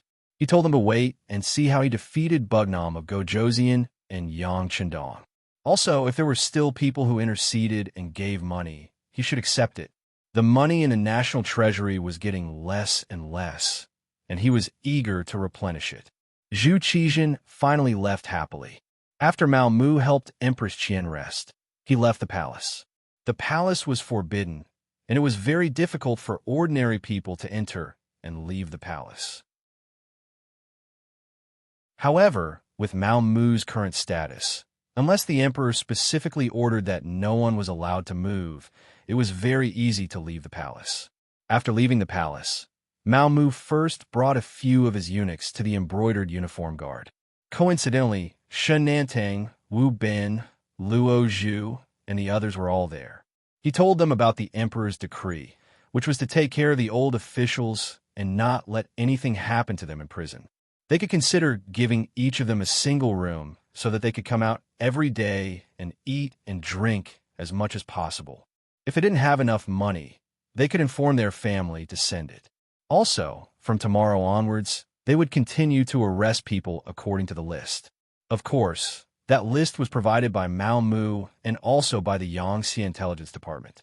They were all capable officials, and what they needed to do now was to catch them all in one fell swoop.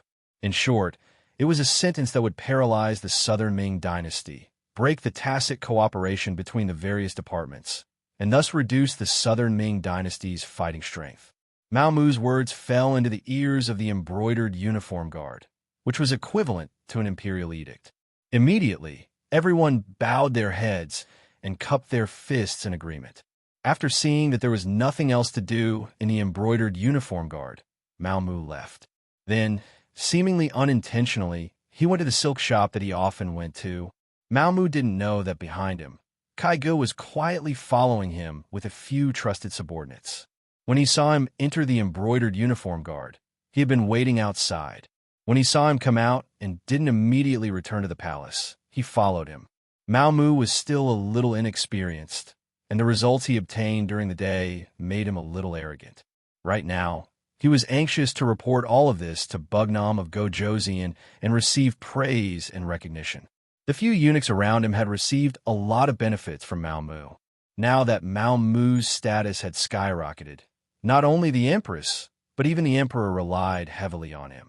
Naturally, they would follow Mao Mu wherever he went. Although the sky was already dark, it wasn't yet time for curfew on streets. The silk shop's door was still open, and Mao Mu led a few eunuchs inside. Take a good look and see if there are any good satin brocades. Pick out some and send them to the emperor's palace.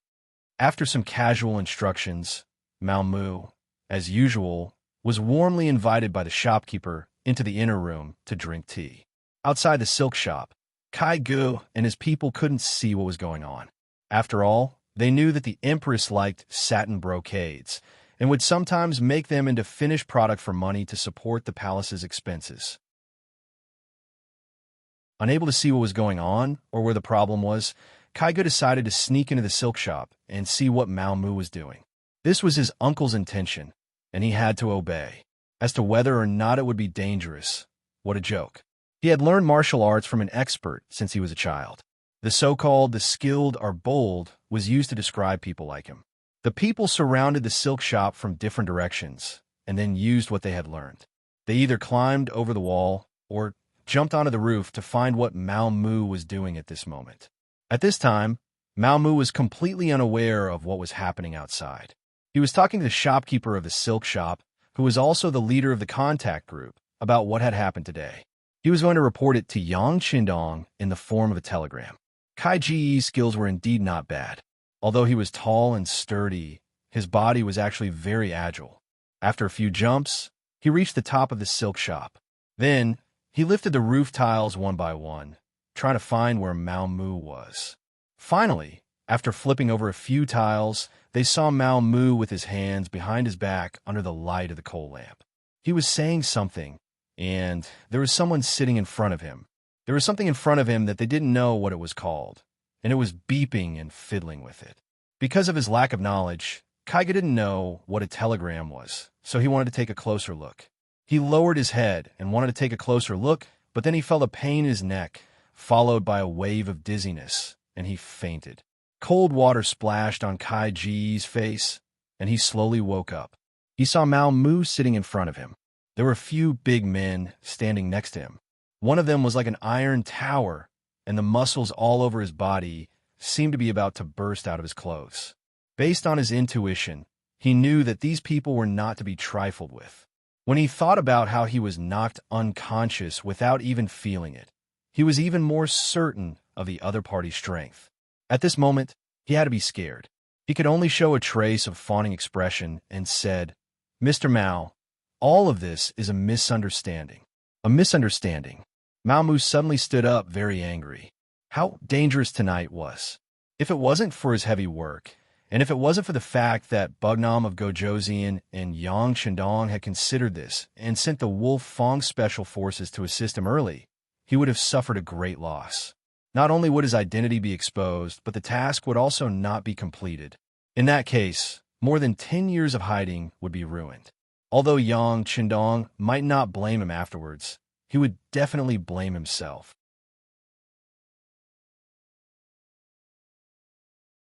Chapter 1670. He was angry at his own carelessness and also angry at Kai Zhong's ruthlessness. On the surface, Kai Zhong thanked him, but later on, he arranged for people to investigate him. He was really a dog that bit, but didn't bark. Feeling that it was about time, Mao Mu knew that he couldn't stay for long. He looked at the big man beside him and said, "Captain Tai, I'll leave everything here to you. This person is the nephew of head eunuch Kai Zhong. He must know a lot of secrets." "Don't worry, eunuch Mao." Captain Tai, who was also the captain of the special forces, Tai Hu grinned. For such an interrogation, their special forces had their own means. Some were taught by Yang Shandong, and some were figured out by themselves. But no matter what, no one who was questioned by them could withstand it.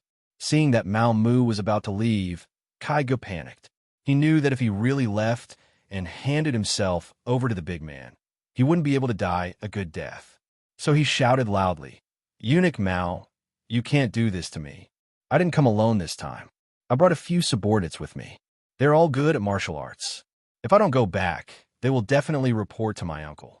Then you'll be in trouble." "Oh, are you talking about the 5 people who came with you? That's called good at martial arts. Haha, they're just like you. You don't even know how you were knocked unconscious. How dare you threaten others?" Taihu sneered. Needless to say, if he dared to say that, the other 5 people must have been restrained. Perhaps they were already being tortured. Mamu didn't care about this. He strode out of the basement and walked out of the silk shop. He brought the eunuch who had just picked out the brocade and went straight to the palace. Mamu was back. Kai Zhong also received the news, but he didn't see his nephew. He thought that he stayed in that woman's stomach again, so he didn't pay much attention to it. But until noon the next day, he still didn't see his nephew. He started to get anxious and sent many people to look for him, but there was no useful news. Kai Zhong didn't understand what was going on. He wanted to look for Mao Mu, but he sent people to spy on him. It was uncertain whether Mao Mu knew about it. Even if he knew, would he tell him where Kai Go was? He was the one being unreasonable. Investigate. Even if we have to turn the entire capital upside down, we have to find him. If he's alive, I want to see him. If he's dead, I want to see his corpse. Kai Ji's heart ached when he said this. That was the only heir of the Kai family, and they were counting on him to carry on the family line. Now, he couldn't even find him. How was he going to explain this to his dead brother? Mao Mu ignored Kai Ge as if nothing had happened. He continued to do what he was supposed to do. For a time, more and more people were being arrested. At first, it was only the officials of the observer group. Now, some officials who were not part of the observer group were also being arrested. The explanation given by the embroidered uniform guards was that these officials had been bewitched by the observation team's officials, and their hearts had begun to waver. They were unstable people. However, if someone could calm down and think about it, they would realize that those who were arrested were undoubtedly capable or officials who were more competent in their posts. However, at this time, the brocade guard was capturing people everywhere. The officials of the capital were all in danger, so no one had the time to analyze these matters. Right now, they were most afraid that a group of embroidered uniform guards would suddenly come knocking on their door and arrest them. After all, out of the 6 ministers, 4 of them had already been captured. Anything could happen. These officials didn't think that those who were arrested were all capable officials. Instead, they began to analyze how they could avoid being arrested. Kuang Yi was the Grand Tutor of the Crown Prince and also the Minister of War. He was also a member of the Observer Group. However, since he was expelled, he had already made his stance clear. It was normal for the brocade guard to not make a move on him. Minister Wei Luo was different. He led the officials of the Ministry of Works to participate in the Observer Group. After returning, he wrote a memorial to the Emperor requesting for more investment in the Ministry of Works, more money to develop weapons, and to raise the status of technical talents in society. These were all things he learned in Qiqian City. In other words, he believed that the Yangtze's industrial and manufacturing capabilities were far superior to the southern Ming dynasties. How could a minister who only praised the Yangtze and belittled the southern Ming dynasty not be arrested? How did he manage to save his own skin? Since someone asked this question, someone else would answer it. Soon, Wei Luo sent 50,000 taels of silver to eunuch Kai Zhong. Kai Zhong acted as the middleman and pleaded with the brocade guard's eunuch Mao Mu.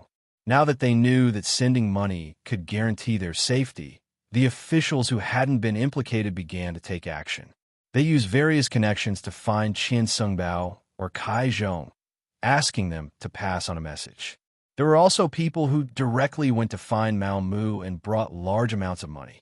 Eunuch Mao Mu, who no one paid attention to at first, quickly became one of the most influential chief eunuchs. His status even surpassed Kai Zhong's and was second only to Qian Sungbao.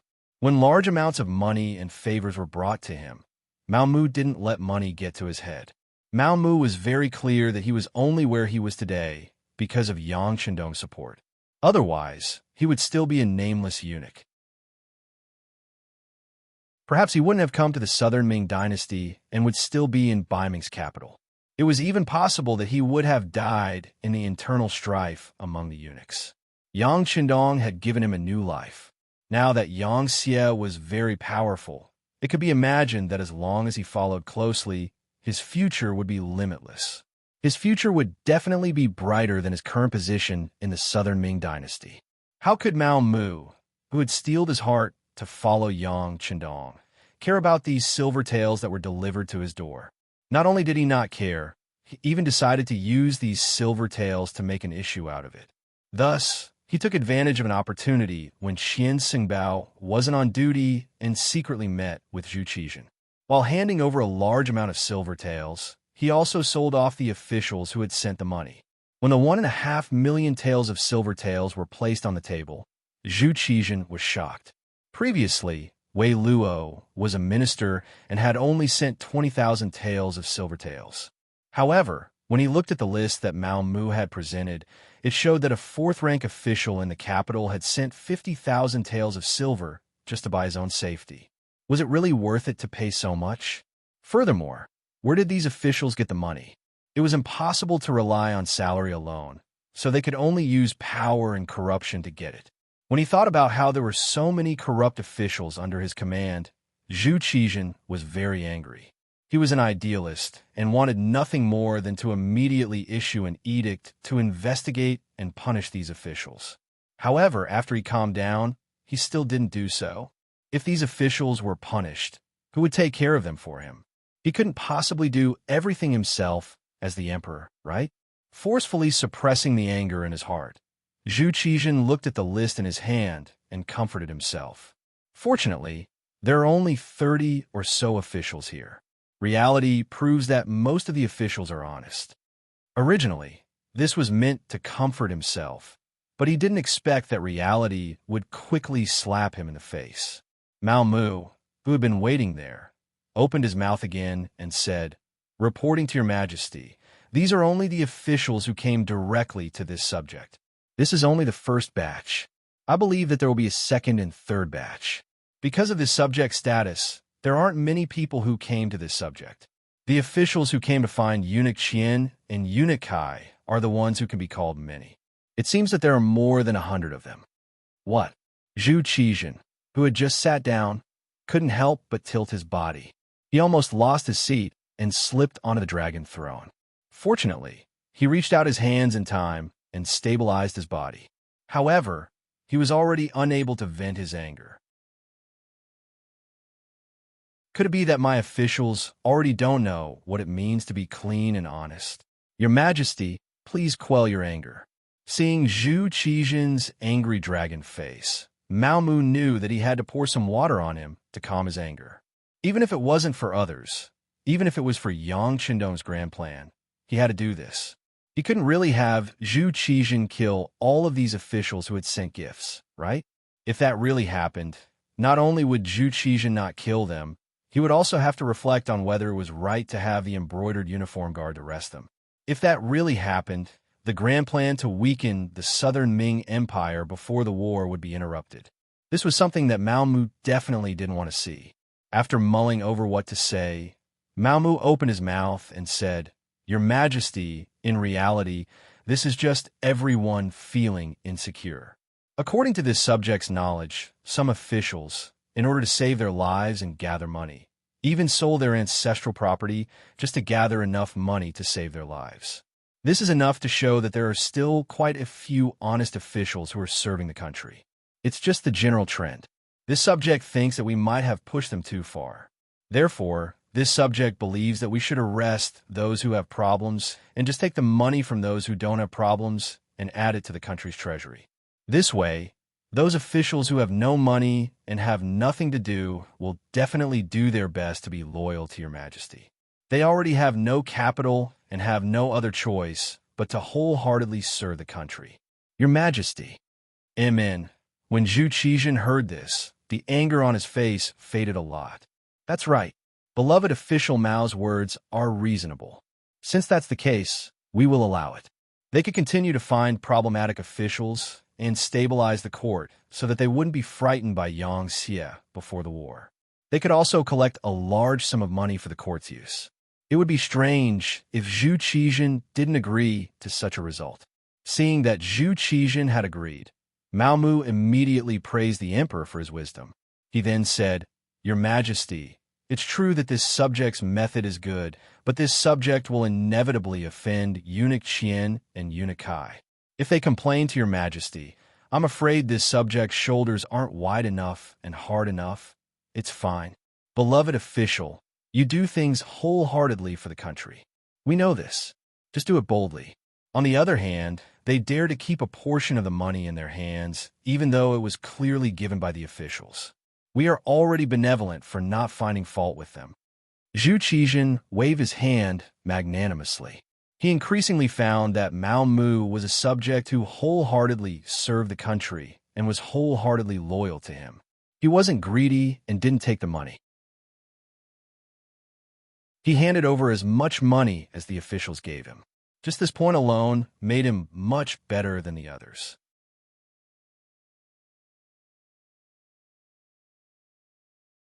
Chapter 1671. Take that Kai Zhong, for example.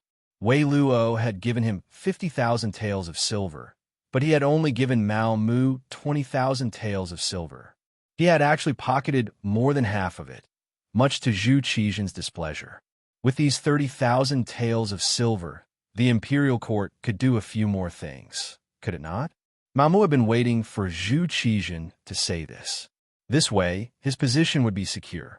He immediately kowtowed again, praising the emperor's wisdom. Crimson City. Yang Qindong had already returned.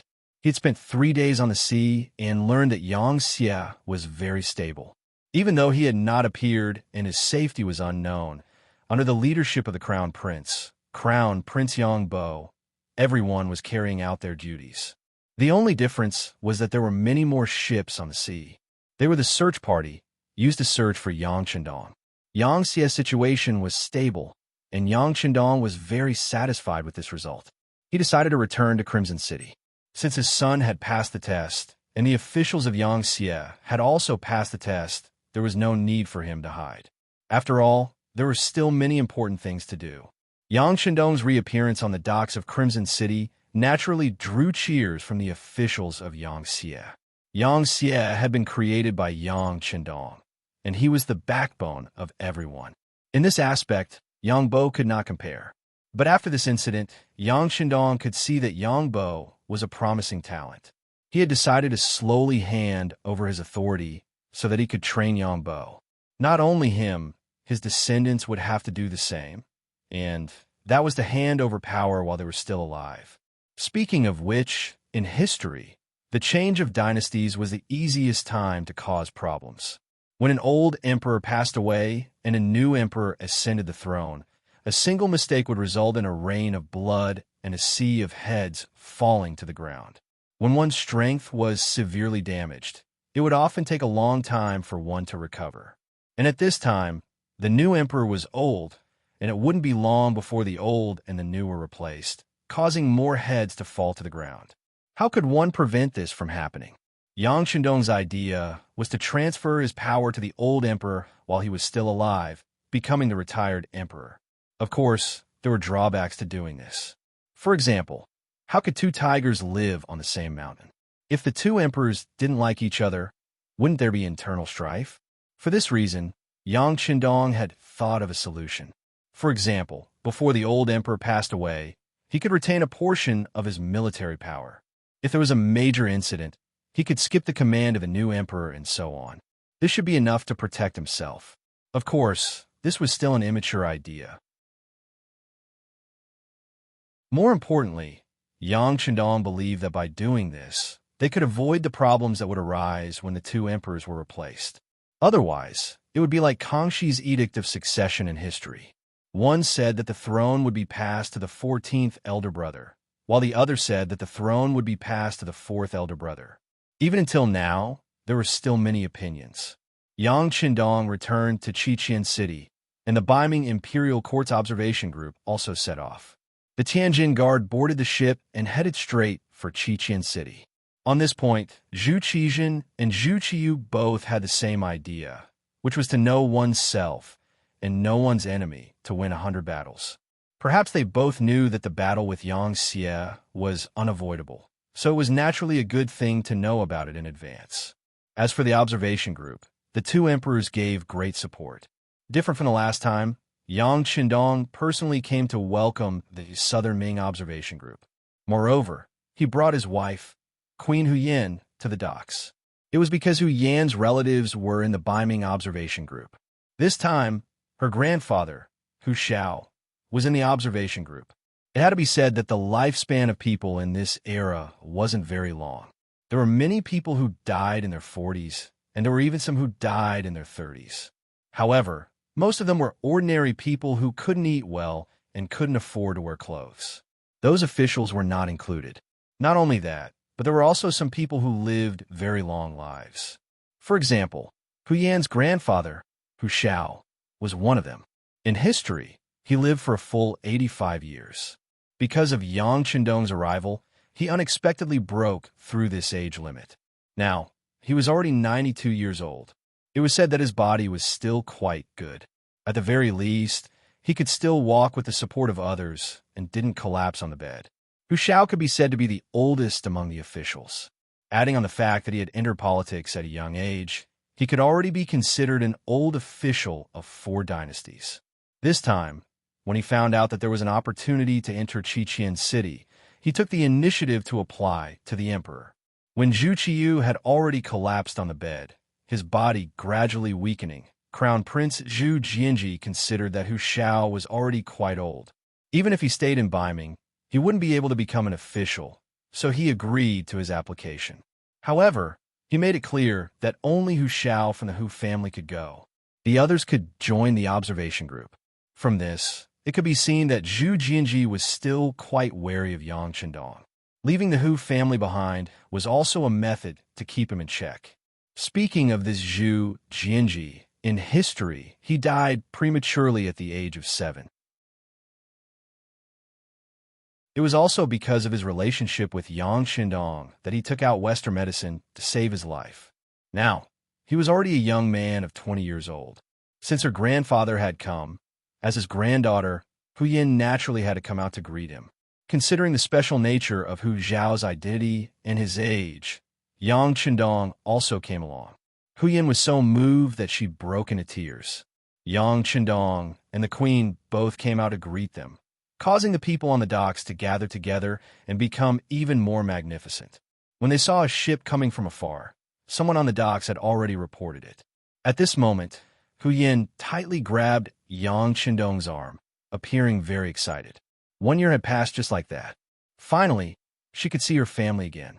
The excitement in Hu Yan's heart could be imagined. Yang Chendong naturally didn't feel any excitement. Not only did Zhu Jinji not allow Hu Yan's parents to come with the observation group, even his brothers and sisters weren't allowed to join the observation group. In other words, the Yang family was still in Baiming's capital. Although Yang Chendong had already made arrangements for them to not put their lives in danger or make their lives difficult, it was still somewhat regretful that they couldn't see them. As for Baiming, Yang Chendong's plan was even bigger. Whether it was in the imperial court or in the army, he had arranged his own chess pieces, and their status wasn't low. As long as the time was right, they could launch a counterattack at any time. However, Yang Chendong didn't make a move. He was waiting for the day when Zhu Qiyu died. At that time, the young emperor Zhu Jinji would need some time to take control of the imperial court. At that time, Yang Xie's army would attack. Zhu Qiyu was ordered to be in danger, and with Yang Chendong's help, he was able to turn the tide. These years, he had worked hard for the country and had a lot of prestige. At the very least, Baiming could be united with him as the core. Once he was gone, with his useless son, the unity of the country would only be on the surface.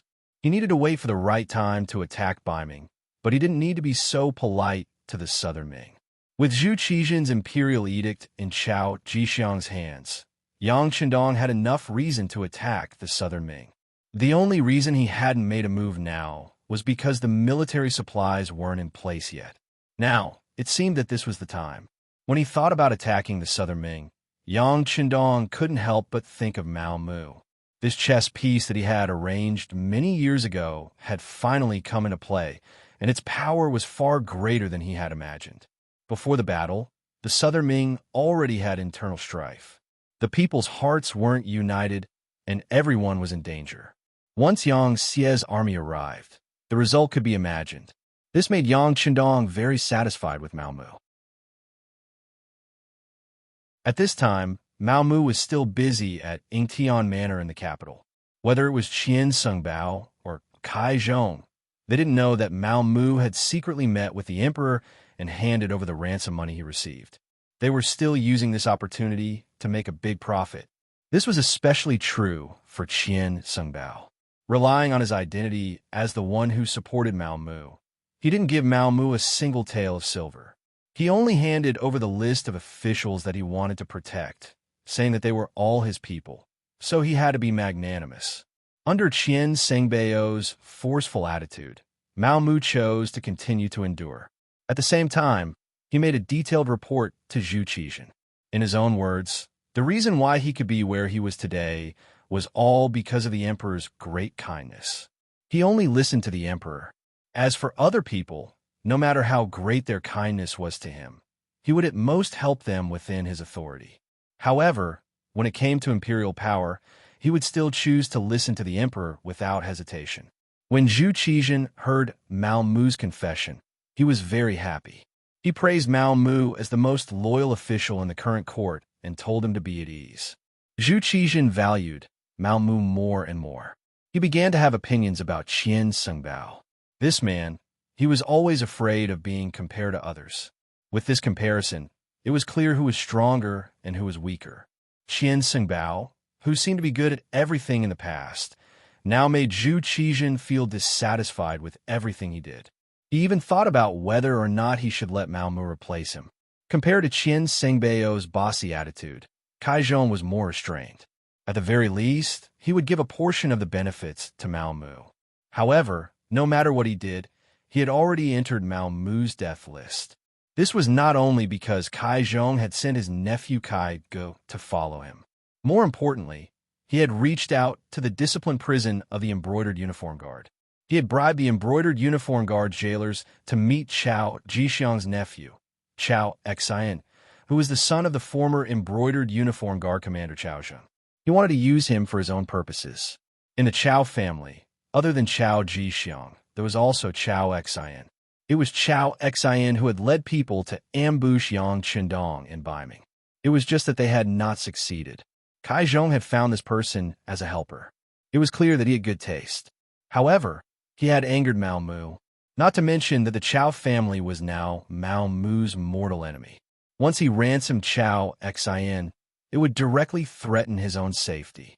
Just the fact that Chao Xian had once ambushed Yang Qindong made it impossible to let him live.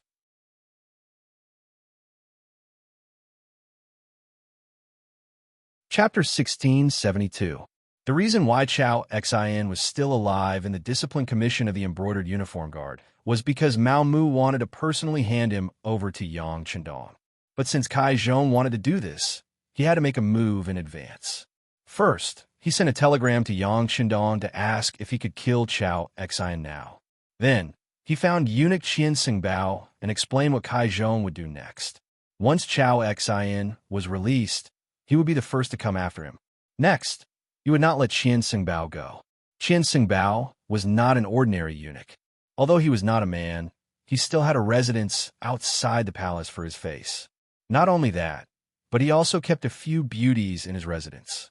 Although he could not do anything, he could still let them pour him tea and massage his legs during his break. That was also a kind of enjoyment.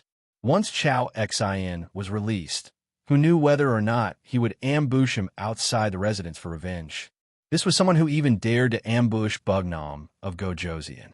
Thinking of this, Qian Sengbao's face revealed a fierce gaze. Kill him now. But this person is wanted by eunuch Kai Zhong. Mao Mu pretended to be in a difficult position. No matter, I will talk to him. In short, we have to nip any danger in the bud. Qian Sengbao's voice carried a sinister intent. Now, he had borrowed Mao Mu's name to get a lot of money. He wanted to enjoy his life and did not want anyone to threaten his safety. Understood. Mao Mu nodded and agreed. What happened next was simple. After dinner, Chao Xian died in the discipline prison. When the news reached Kai Zhong's ears, he was naturally furious. Even if he closed his eyes and used his toes to think, he knew that this was Mao Mu's doing. Do you really think your wings are strong? Gritting his teeth, the angry Kai Zhong decided to unite more eunuchs to deal with Mao Mu. There were 24 eunuchs in the entire group of eunuchs. Each eunuch had a chief eunuch and 1/3 of them listened to him. Once they joined forces, Mao Mu would have a hard time in the palace. Scheming against scheming, there would always be countless sinister methods. Most of the time, such methods could even take a person's life. For example, if the eunuch in charge of the food shop wanted to make things difficult for Mao Mu, then in the entire empress palace, other than the master, the food that the other eunuchs and palace maids ate was either too salty to swallow or too bitter to curse. In addition, there would be various problems with the use of the eunuchs and palace maids. In this way, it wouldn't be long before all the eunuchs and palace maids in the empress palace hated Mao Mu. If that was the case, who would listen to him? When the problem affected the master, Mao Mu would fall out of favor and even be replaced. After all, Kai Zhong had been in business for so many years. He had many loyal followers in the 24 prisons. Once he made up his mind to deal with someone, the consequences would be very serious. At this time, Kai Zhong had already begun to imagine Mao Mu begging him. At that time, he would use his actions to tell the other party that he was not someone to be trifled with. Unfortunately, just as Kai Zhong gathered the eunuchs who listened to his orders, Qian Xingbao sent someone to deliver a message. The general idea was that Mao Mu was now a favorite of the emperor and was doing something important.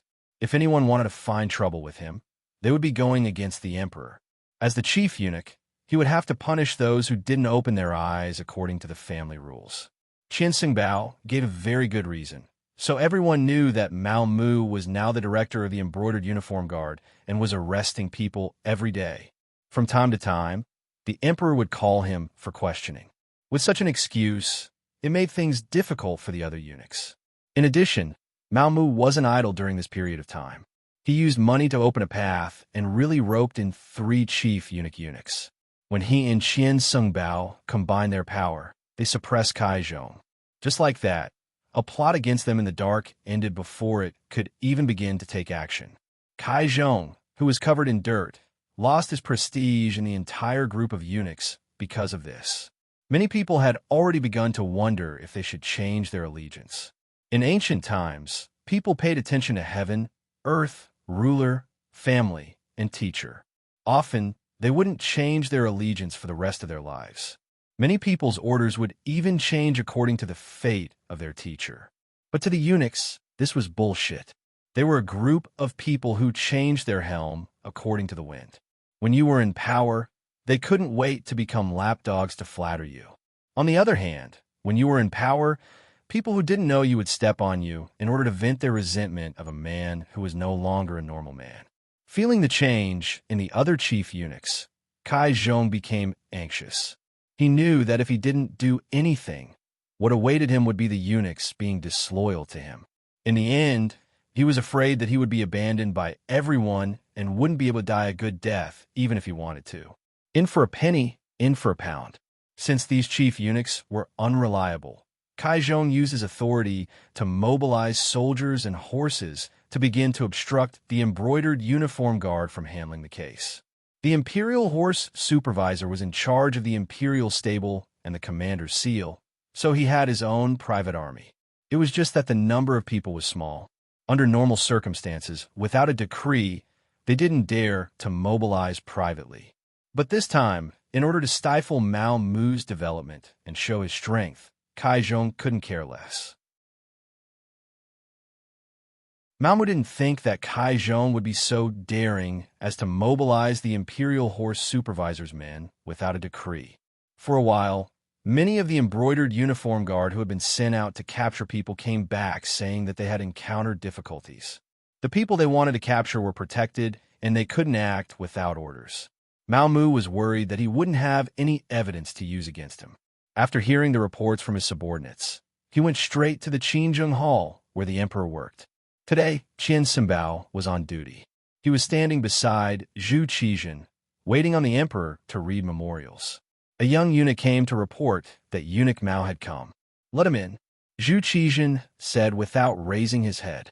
But he quickly stopped writing. He wondered if Mao Mu had come to give him money. Did he need to send Qian Sungbao away? After all, this great companion wasn't bad. The only thing was that he was a bit greedy. He had always wanted the other party to take the initiative to hand over the money he had embezzled. Unfortunately, he hadn't seen any movement. If Mao Mu really came to give him money and he saw it, what would he do? Even if he handed over the money at that time, it would be equivalent to being forced. It wouldn't be considered taking the initiative to admit his mistake. While Zhu Qizhen was still thinking about these things, Mao Mu had already walked into the main hall. Then, with a plop, he knelt on the ground and said with an aggrieved expression, "Long live the emperor. Beloved official, why do you have to be so courteous? Is something the matter?" Zhu Qizhen's face carried a trace of surprise. Although the great Ming dynasty had a ceremony of kneeling, it wasn't done every time they saw the emperor. It was only done when they were particularly excited or angry.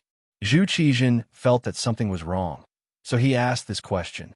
Using this question, Mao Mu raised his head and said, "Emperor, the embroidered uniform guard received orders to arrest people. Although there have been more arrests recently, they are all suspicious. There are also some people who have solid evidence and can be punished at any time. But I don't know why the emperor suddenly stopped arresting people and didn't give this official a decree. Right now, this official really doesn't know what to do." Zhu Qizhen was dumbfounded by these words. What stopped arresting people?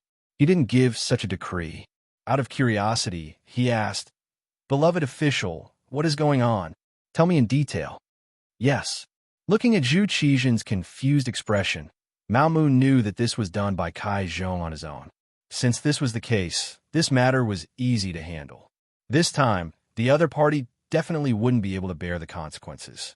Although he couldn't rely on this matter to defeat the other party, He could at least suppress the other party's momentum and let more eunuchs see who was the sturdier one. Don't underestimate this influence. When it came to the ability to take advantage of the situation, if eunuchs said they were second, no one would dare to say they were first. Malmu immediately told him about the problems the embroidered uniform guards encountered when they went out to investigate and arrest people. According to the soldiers who obstructed them, it was an order from the Imperial Horse Supervisor. Now, the embroidered uniform guards can't do their job as scheduled. Some of the officials' attitudes have even become arrogant. On one hand, they say that the Yangxie is stronger than the Southern Ming. On the other hand, they also say that the Southern Ming court is wrong and the embroidered uniform guards are incompetent. They say that they can't even unify the government. How could such a country talk about winning wars? Enough! Zhu Qizhen, who was sitting on the dragon throne, was angry. Of course, this anger wasn't directed at Mao Mu. He hated Kai Zhong for not being able to accomplish anything, but more than enough to spoil things. He actually tried to tear down his own people. It was truly infuriating to hear. Seeing that Zhu Qizhen was angry, Mao Mu tactfully shut his mouth.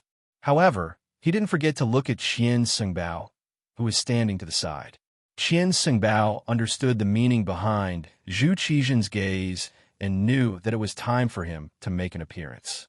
He nodded lightly and said, "Your Majesty, it must be said that Eunuch Kai has been a little arrogant recently. He relied on the little bit of merit he made in the past and didn't put anyone in his eyes. Especially recently, I heard that many officials have already sought him out. There are even quite a few who want to acknowledge him as their godfather. How laughable is it when you think about it? A scholar actually wants to acknowledge Kai Zhong, who is illiterate, as his godfather. If this trend isn't properly suppressed, I'm afraid that there will be trouble in the end. It might even lead to a conflict between factions. This subject is thinking that there won't be a day when these officials won't even look at imperial edicts. They won't know who your Majesty is and will have to act according to his wishes." Qian Sengbao's words weren't just sprinkling salt on the wound. He was clearly stabbing it with a knife. Moreover, he was stabbing it again and again, as if he wanted to chop the flesh into pieces. What Zhu Qizhen disliked the most and was most apprehensive about was fighting between factions. It wasn't just him. Any emperor would be displeased.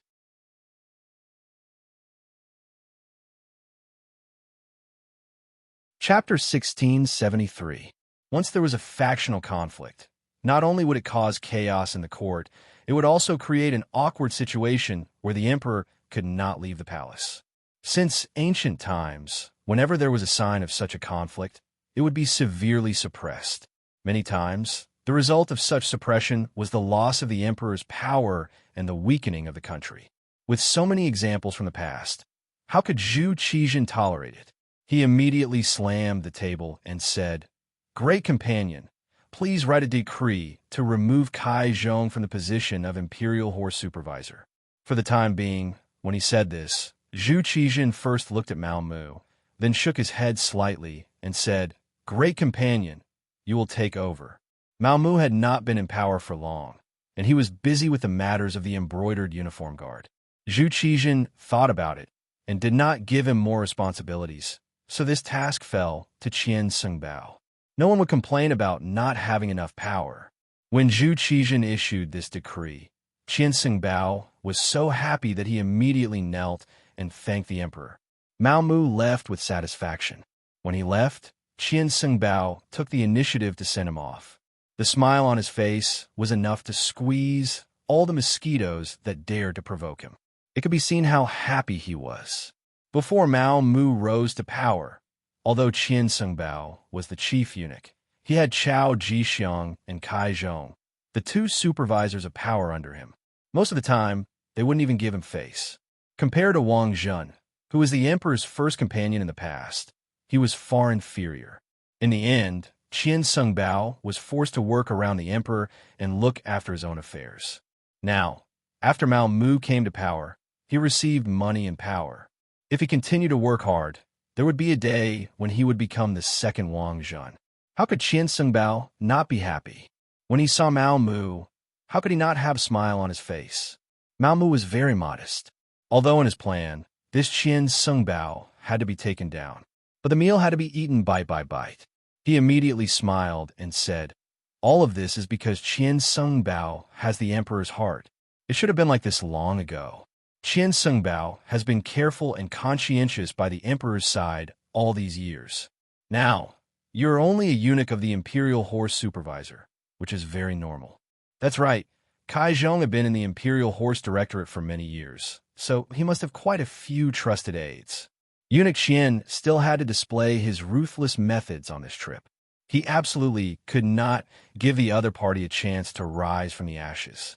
If one day His Majesty remembers the other party's good points and uses him again, then he will definitely take revenge for what happened today. The congratulations from before were just pleasantries. The reminder at the end was the most important. Mao Mu wanted to see Qian Sungbao and Kai Zhong fight each other so that he could reap the benefits like a fisherman. Don't worry, this duke is very capable. As Qian Sungbao spoke, his eyes had already narrowed into slits. Thinking about it, it made sense. For an old fox like him who was used to seeing eunuchs fighting for benefits, once he made a move, Kai Zhong would definitely not be able to stand it. Presumably, those eunuchs who belonged to him would also face the danger of being uprooted. Mao Mu left happily. Now that he had achieved his goal and no one was holding him back, he had to speed up the brocade guard's work. Once he captured all the capable officials in the capital, he would make a move on the local officials in the provinces. When he wanted Yang Xie's army to pave the way, no one would dare to stand in his way. Qian Sungbao did not disappoint. Soon after, he took the imperial edict written by Zhu Qizhen and went to the imperial horse directorate. From then on, Kai Zhong became one of the chief eunuchs with no power. The ferocity of the situation was completely out of Kai Zhong's expectations. He was still waiting for Mao Mu to come and beg for mercy. Who would have thought that Mao Mu would ignore him and directly report the matter to His Majesty? His Majesty even listened to Mao Mu's words and directly punished Kai Zhong. Although he did not do anything to Kai Zhong, when he was stripped of his power, it was like taking away half his life. What made Kai Zhong even angrier was Qian Sengbao's actions. In just half a day's time, the entire Imperial Horse Directorate had been replaced. Those who were loyal to him had been demoted to other directorates and had been demoted from eunuchs with real power to minor eunuchs. Based on the history of internal strife among eunuchs, it was needless to say that after being demoted from a high and mighty position, what awaited them would be worse than death. It would definitely be a fate worse than death. Because of this, even if there was a day when His Majesty remembered him again and ordered him to return to the Imperial Horse Directorate, it would take a lot of time for him to raise a group of people again. Kai Zhong was still Kai Zhong. He would not resign himself to death like this. He had to retaliate. He was already thinking of what to say. He wanted to see His Majesty and complain to His Majesty. Based on his past achievements, he believed that as long as His Majesty remembered their old friendship, he would be able to rise again. The next morning, after Zhu Qizhen had a court meeting, he learned that Qian Sungbao was not at the emperor's side and had instead gone to the Imperial Horse Directorate. Kai Zhong directly went to visit and had one of his trusted eunuchs by the emperor's side report that he wanted to see the emperor. That day, Zhu Qizhen was in a very bad mood. He found that the number of people in the imperial court, which was held once every 3 days, had decreased by a lot. In order to maintain the operations of the imperial court, he had no choice but to quickly promote officials. However, when he thought about how many of the officials were still inexperienced and were still young, it was still unknown whether they could take charge of the various yamens and make the huge machine that was the Southern Ming Empire operate normally. Just as he was in a bad mood, he looked at the list of officials to be promoted sent by the Ministry of Appointments. When he saw that there were many names that he had not heard of before, his brows furrowed again and again. The emperor managed the officials managed the small officials managed the small officials, and the small officials managed the common people. This was the basic structure of a country. The emperor only needed to win over the hearts of the officials, and it was the same as controlling the world. However, when he had not heard of the names of the officials. Could the emperor still manage them well? Would they be able to work with him and deal with the affairs of the state? At this moment, Zhu Qizhen's heart could not help but waver. Should he release the officials that the embroidered uniform guard had captured? This was just a thought, and he quickly rejected it. It was not for any other reason, but because these were all problematic officials. Once they were released and regained power, what would happen if these people no longer supported the Southern Ming Empire and instead supported the Yangtze Empire? Wouldn't that be the same as helping the enemy? Forget it. I hope that these new officials can quickly grow up. As he comforted himself like this, a eunuch came to report that eunuch Kaizhong was outside the hall and was requesting an audience. Knowing why Kaizhong was here, Zhu Qizhen originally did not want to see him. However, considering that he had been performing well and was considered loyal, he did not want to give him too much heart. Thinking about it, it was better not to disappoint the other party. He still had to comfort him and let him reflect on it. If there was a chance, he could use him again. It had to be said that Zhu Qizhen had indeed become the role model of the emperor when it came to the tolerance of eunuchs. Although some emperors also trusted eunuchs, there had never been anyone like Zhu Qizhen who, after suffering a big loss, taking a big tumble, and even dividing the great Ming dynasty into the north and the south, still did not know how to repent. Kaizhong had grasped Zhu Qizhen's mentality and dared to take the initiative to request an audience. If it were any other eunuch, they would probably hide as far away as they could at this moment. After Kaizhong received permission, he entered the hall. As soon as he entered the hall, he knelt on the ground with a plop. Following that, his face was covered in tears. First, he stated that after dividing the great Ming dynasty between the north and the south, he had traveled from the northern Ming dynasty to the southern Ming dynasty without hesitation. He had traveled thousands of miles just to seek refuge with the emperor.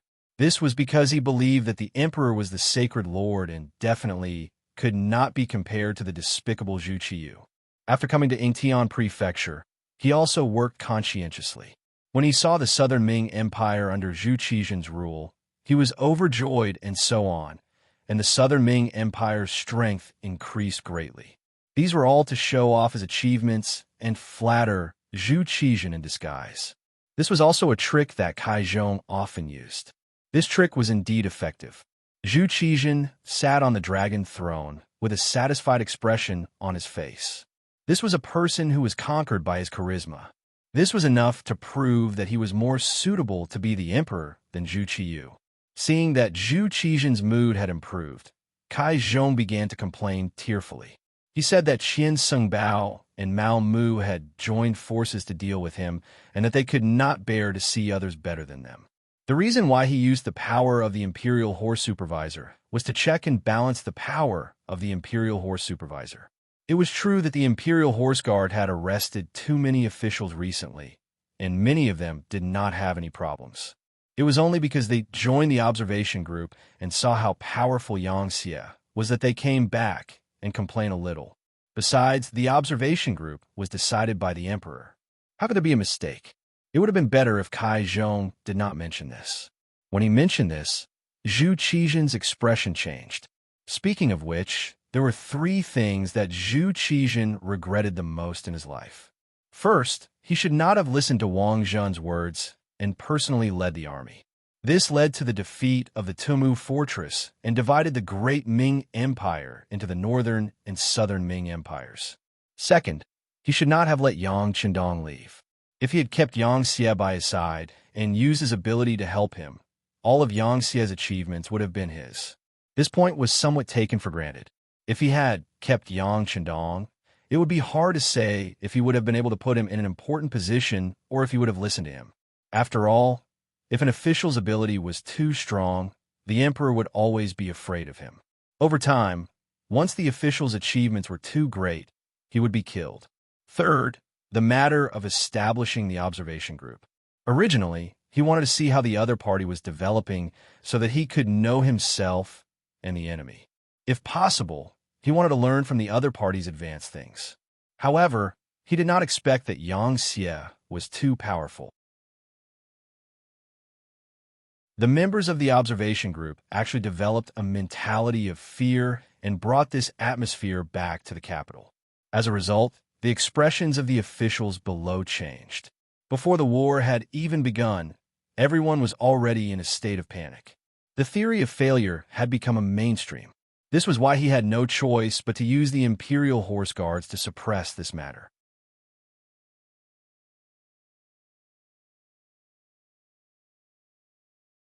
Chapter 1674. Zhu Qizhen wished that no one would mention such a regretful thing, but Kai Zhong took the initiative to mention it. Listening to him, he was the one who sent the observation group. Even if there was a problem, he should be responsible. This could be considered as provoking his anger.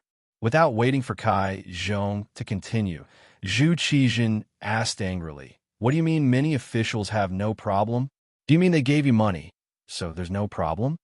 Kai Zhong, who was talking nonstop, was suddenly interrupted and then asked such a question. For a moment, he was stunned and shocked. He didn't expect the emperor to know about this matter. More importantly, the emperor actually made this matter public. Normally, even if the emperor knew about some things, he would not say it publicly. He would only give a limited reminder. This was the scheming of an emperor. If he did not say anything clearly, he would let his subordinates think about it themselves. Often, this would have a greater effect of intimidating people. For a long time, Zhu Qizhen had done this. It indeed had a very good deterrent effect, so that the officials were a little afraid of the emperor. But what did it mean to say it publicly? Was he going to turn hostile? Perhaps it was because Kai Zhong had followed Zhu Qizhen for too long and had always received the emperor's favor that he had begun to forget his own identity. He didn't think about it. He was just a eunuch, and he thought that the emperor would fall out with him. It would only take a few words to punish him. What was so difficult about that? At first, he was stunned. He was a little stunned by Zhu Qizhen's words. After he quickly reacted, his face suddenly changed and he broke out in a cold sweat. He knew that if he didn't make things clear today, not only would the emperor make a decision for him, he was afraid that he wouldn't be able to make a comeback in the future. At that moment, Kai Zhong knelt on the ground with a plop and repeatedly admitted to being guilty. When he raised his head, he said, "Your Majesty, this official was protecting those officials." And Mao Mu also had a part in this matter. The money that those officials sent ended up in his hands, Your Majesty. He had no choice but to accuse Mao Mu. In Kai Zhong's opinion, there weren't many people by the emperor's side now. Mao Mu was very favored now. If he could pull this person in, presumably, even if it was for Mao Mu's face, this matter would be reduced to a small matter. As long as he could get through this, he would keep a low profile for a while. When the time was right, he would rise again. He thought that he found a scapegoat, and Zhu Qizhen would let him off. Eunuchs also had to do things. He couldn't arrest everyone. However, Kai Zhong didn't know that Mao Mu had already prepared for that. The money that Kai Zhong gave Mao Mu had already been sent to the emperor. To be honest, Mao Mu didn't lack money, or Yang Qindong didn't lack money at all. Not to mention the money that was given to Zhu Qizhen. Once the Southern Ming Empire became a part of the Yang faction, this money would eventually return to their pockets. When Kai Zhong was still thinking that Zhu Qizhen would let him go, a roar was heard. "You still have a nerve to talk about money. How much did you embezzle? Tell me." Zhu Qizhen was really angry. Kai Zhong first blindly mentioned the observation group and exposed his scar. Then, he didn't repent and wanted to get Mao Mu off the horse. Did he really think that he had a good temper? Did he really think that he didn't dare to teach him a lesson? Yes, Zhu Qizhen liked Kai Zhong very much. Previously, this person was able to come to Yingtian Prefecture from Beiming, which also proved his loyalty to him. However, to become a suitable subject, loyalty wasn't enough. He also needed to be capable. Not only was he incapable, but he was also very greedy. When he encountered a problem, he didn't want to admit his mistakes. He even wanted to get others off the horse to achieve his goal of making him hesitate. Such a person couldn't be easily forgiven. This. Zhu Qizhen's reaction was completely out of Kai Zhong's expectations. He didn't expect that he would directly ask how much money he had received. Based on his experience of serving Zhu Qizhen all these years, since he asked this question, he must have an answer. When he thought of the punishment of the great Ming dynasty for corrupt officials, Kaizhong was afraid. He kowtowed to the ground and said, "Your Majesty, this subject is guilty. This subject is guilty." But Mao Mu really accepted this subject's money. At this time, Kaizhong still wanted to get Mao Mu off the horse to share his mistake. If he really admitted his mistake, perhaps Zhu Qizhen would really spare him for the sake of his loyalty. At most, he wouldn't put him in an important position in the future.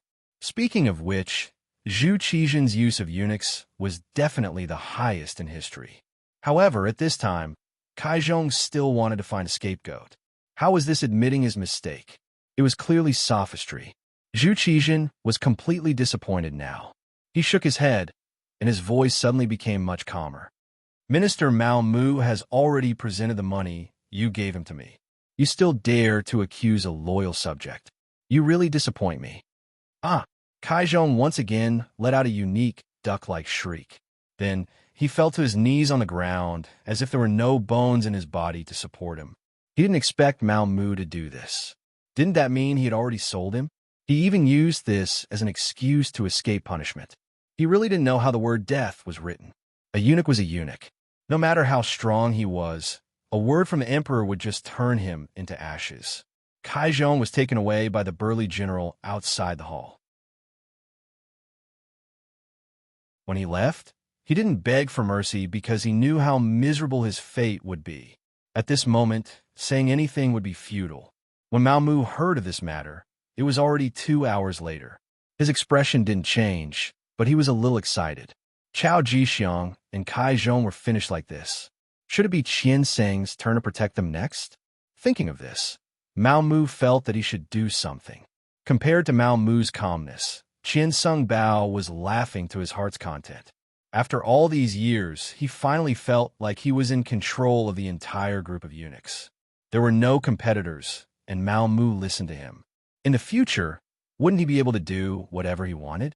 Once he completely integrated this power, he would hear in front of the emperor that was beneficial to him. In this way, no one would shake his foundation. He would become the second Wang Zhen. No, when Wang Zhen was here, there were other eunuchs who shared power. If he did it well, he could be more impressive than Wang Zhen.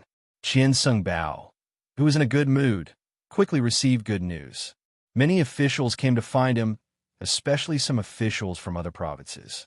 After the embroidered uniform guard's target moved from the capital to other provinces, officials near the capital began to be arrested. These people, in order to protect themselves, found Qian Seng Bao through the guidance of other officials. After all, Mao Mu didn't accept money. When he met the officials, he always had a cold face, giving people a feeling that he was unapproachable. Kaizhong was completely taken down, so they had no other choice but to find Qian Seng Bao. More and more officials came to see him, and the amount of money they gave him also increased. In a short 3 days, he received 3 million taels of silver. This showed how rich the officials were. It also showed that the money in their hands was far more than what they got from their salaries. Qian Seng Bao also had a good appetite. He would give a reply according to the amount of money sent to him. If they sent a small amount, he would naturally be perfunctory.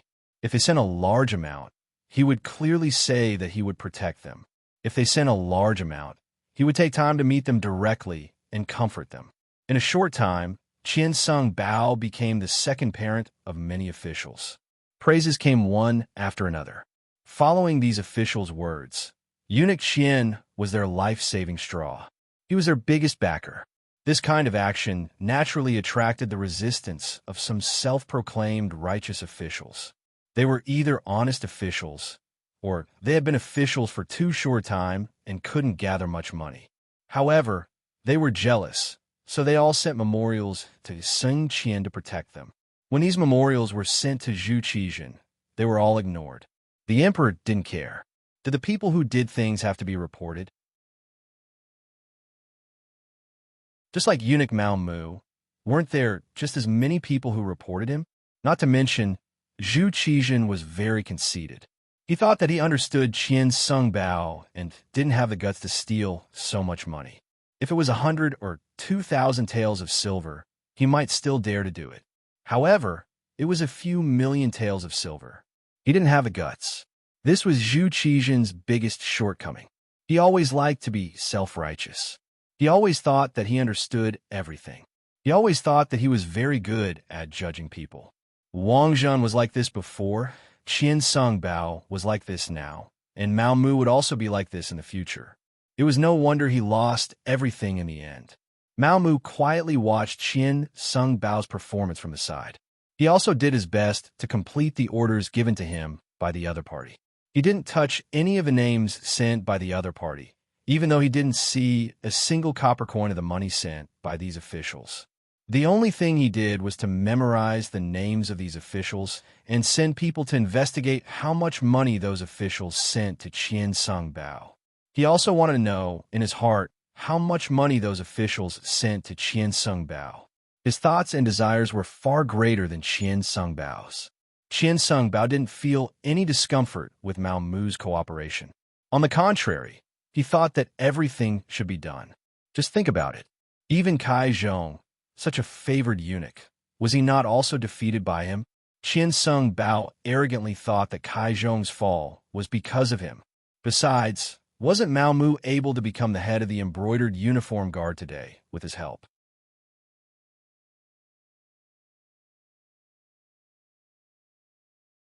Chapter 1675. Since he could help the other party, he could also pull the other party down. Listening to his orders now was a sign of intelligence. With this kind of arrogance, Qian Sung Bao walked further and further down the wrong path. Later, when he sent the name list, he was too lazy to see Mao Mu. Instead, he sent the eunuch beside him to do it. At the same time, he was also preparing to find someone to replace Kai Zhong's position. One day, when the opportunity was right, he was even preparing to find someone to replace Mao Mu's position. No matter how obedient Mao Mu was, it was not as good as someone he personally trained. He felt more at ease doing things. Soon, a eunuch named Song De and Zhang Chun entered Qian Sengbao's sight. These two people were good at talking. Every day, they flattered Qian Sung Bao like dogs, saying things that made people feel comfortable. In addition to Qian Sengbao's nephew, Qian Liang, the three of them became Qian Sengbao's right-hand men. Under Qian Sengbao's arrangement, the two eunuchs entered the Imperial Horse Directorate and prepared to use their methods to compete for the position of chief eunuch. Qian Liang found his uncle. He wanted to be the commander of the embroidered uniform guard. Qian Liang was a real man, unlike eunuchs. Naturally, there were not many people who could adapt to his position. In comparison, the rank of commander of the embroidered uniform guard was suitable and had great power. The position was impressive enough. Naturally, it was his first choice. This was not the first time Qian Liang had asked for it. In the past, Qian Sung Bao had refused, saying that he needed to train. In fact, he wanted to earn money. According to his discussion with Mao Mu, the position of commander was worth 500,000 taels of silver. This did not include the monthly filial piety. But now, with so many officials giving him gifts, he didn't lack this small amount of money. He immediately agreed to his nephew's request. First, when he was serving Zhu Qijian, he revealed how capable his nephew was. With the imperial favor and trust, Qian Liang became the commander of the embroidered uniform guard as he wished, a third-rank official. Qian Liang happily took up the position. After he arrived at the embroidered uniform guard, he boasted of being the boss and began to give orders. This immediately attracted the dissatisfaction of Shun Nantang and Wu Bin, who had become the commander of the embroidered uniform guard.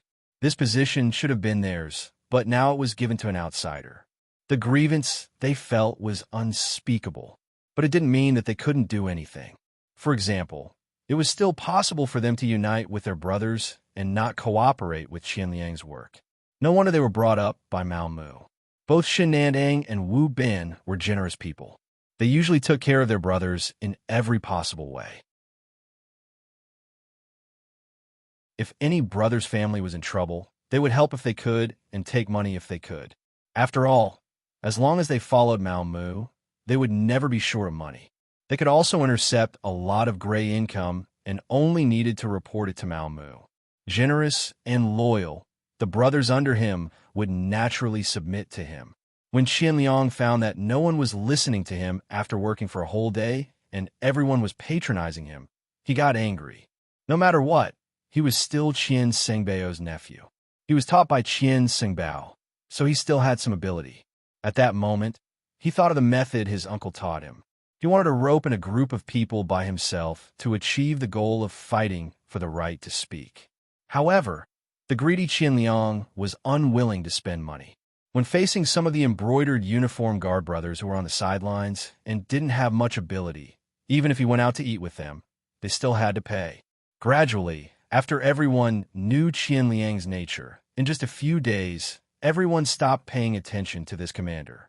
When you didn't get anything in return, who did you think you were a fool? Qian Liang found that the brothers around him were getting fewer and fewer. When he was about to become a commander without an army, he finally felt powerless. He had no choice but to ask his uncle, Qian Sengbao, for help.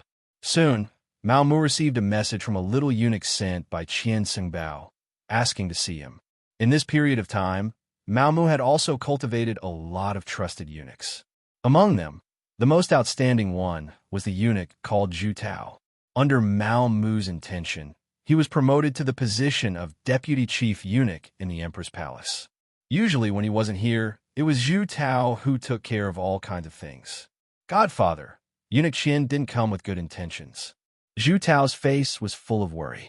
When the little eunuch came to deliver the message, he happened to be present. Because of Mao Mu's trust, he also knew that Qian Liang had hit a wall in the embroidered uniform guard. Regarding this, Zhu Tao had always been worried. He meant to worship Qian Liang like a bodhisattva. No matter what, he was still eunuch Qian Sengbao's nephew. This kind of superficial work still had to be done. If it was in the past, Mao Mu could only do this. However, now that Kai Zhong had fallen from power, Chao Jisheng's power had been uprooted, and only Qian Sengbao was left. He really wasn't afraid of anything. At worst, everyone would fight. Speaking of which, he had a lot of evidence in his hands. Once he took it out, he was afraid that Qian Sengbao wouldn't be able to bear the consequences. That's right, little Taozi. You're right. This time, I'm afraid eunuch Qian will come to make things difficult for this eunuch. Mao Mu nodded. He agreed with this point of view, but he wasn't afraid. This was because taking down Qian Sengbao was originally one of his goals. Only in this way could he truly control the eunuch group. Only then could he reach the left and right harem, and even part of the imperial court's power when Yang Xie launched an attack. In order to achieve this goal, Qian Sengbao must fall. With a goal, he had to do it. Mao Mu had been preparing for this. But at the same time, he was also very clear that, after all, he had followed Zhu Qizhen for so many years and was called a companion. It wasn't so easy to take down Qian Sengbao. If he didn't do it well, he would be in trouble if he couldn't take down the other party. Therefore, he needed a bigger opportunity. Just last night, the group that contacted him had already sent the opportunity to him. The next problem was how to implement it. Now that Qian Sengbao asked him to go over, it was the right time to throw out the bait. He got up and walked calmly in the direction of Qinjing Hall. Along the way, Mao Mu had already thought about how to face Qian Sengbao and how to answer when questioned. As expected, in the room where Qian Sengbao was resting, Qian Liang was standing beside him. When Mao Mu walked in, Qian Liang immediately had an arrogant look and didn't even look him in the eye. Mao Mu was like an old monk in meditation. He didn't have any reaction to all this. But when he came in front of Qian Sengbao, he bowed respectfully and looked like he was waiting for the emperor's orders. After all, Mao Mu was now the director of the Genie Guards and was an acquaintance of the emperor and empress. Qian Sengbao couldn't be too arrogant, so he first squeezed out a smile and then said with a smile, "Eunuch Mao, you're here. Have a seat." "I don't dare. In front of Eunuch Qian, how can I have a place?" Mao Mu replied very low-key. "Haha." Qian Sengbao was very impressed with Mao Mu's attitude. Mao Mu was the kind of person who was very obedient. Basically, he would do whatever Qian Sengbao asked him to do. Not only that, but he was also very respectful every time they met.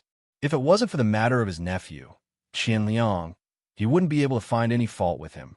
It was precisely because Mao Mu had always been too low-key that Qian Xingbao was very unhappy when a problem arose.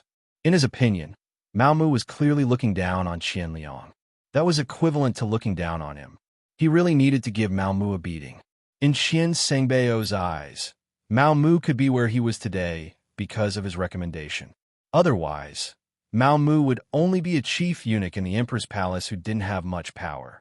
He was used to being complimented and couldn't stand the slightest bit of grievance. Qian Xingbao was such a person, so when Mao Mu stood firm, he expressed his displeasure. Eunuch Mao, this duke wants to ask, who exactly does the embroidered uniform guard listen now? Is it still the embroidered uniform guard under the emperor's command? Why is it that the embroidered uniform guard doesn't listen to the words of the emperor's personal commander? As the director of their factory, shouldn't you say something? He was denouncing Mao Mu. Although he had already expected all of this, Mao Mu still pretended to be in fear and trepidation. His face was full of shock. How is this possible? Such a thing can't happen, right? It won't. Qian Liang, come and talk to Eunuch Mao. Qian Xingbao looked like he didn't want to argue with Mao Mu. At this time, he had already begun to consider whether he should arrange for someone else to manage the genie guards and remove Mao Mu. When it was Qian Liang's turn to speak, he talked endlessly about what happened after he went to the genie guards. He added oil and vinegar. Qian Liang didn't have any other skills, but his eloquence was quite good. After he said this, it really seemed like he had suffered a great grievance. Qian Xingbao, who was listening at the side, was very angry. Even Mao Mu had an indignant look on his face as he roared, These people are too outrageous. They should all be captured and killed." Qian Xingbao and Qian Liang were dumbfounded by Mao Mu's roar.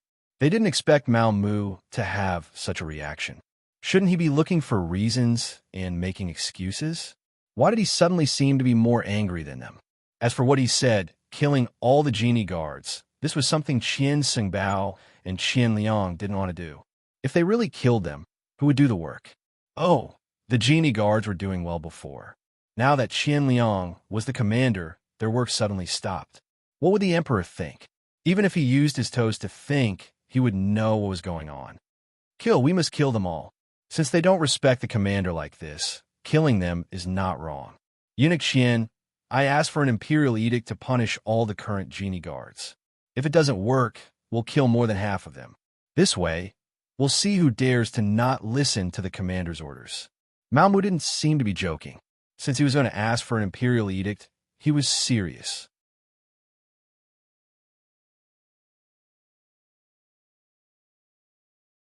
Chapter 1676. Of course, Qian Xingbao wouldn't agree. Although he was very angry that the embroidered uniform guards didn't obey his nephew's orders. But if he had to kill them all because of this, he would not do such a thing. Therefore, the person who should be condemning him became the one who comforted him. Ayaya, Eunuch Mao, calm down, calm down. You can't do things like this. How can you fight and kill for no reason? Yes, I was too agitated. It's just that I really don't know about this matter. I've been taking care of the Empress for a while and haven't been to the Brocade Guards Yamen. If you don't believe me, Commander Qian, think about it carefully. Have you seen me in the past few days? Mao Mu knew that he had the upper hand, so he stopped and asked Qian Liang. Qian Liang thought about it carefully and found that it was true. He immediately replied, "That's right. I haven't seen Eunuch Qian in the embroidered uniform guard these few days." "That's right. It's all a misunderstanding. However, it doesn't matter. I'll go to the embroidered uniform guard and gather those brats. I'll give them a good lecture and have Commander Qian give them a good lecture. What do you think, Eunuch Qian?" Mao Mu seemed to be speaking in a submissive tone. What could Qian Xingbao say when he had such a proper attitude? He could only nod and say, "Since it's a misunderstanding, I've wronged Eunuch Mao. Then we'll do as you say." "Thank you for your understanding, Eunuch Qian." Mao Mu's body straightened at this moment. The atmosphere eased up a lot, and the three people all had smiles on their faces. Since the atmosphere eased, there was no need to be so serious. Mao Mu said, "Eunuch Qian, Commander Qian, It's not difficult to deal with these embroidered uniform guards. You could do it from two aspects. The first is to give them money. With benefits, everyone will be willing to follow you. As he spoke, Mao Mu was still observing Qian Sungbao and Qian Liang's reactions. Just as he thought, both of them had a serious look on their faces after listening to him.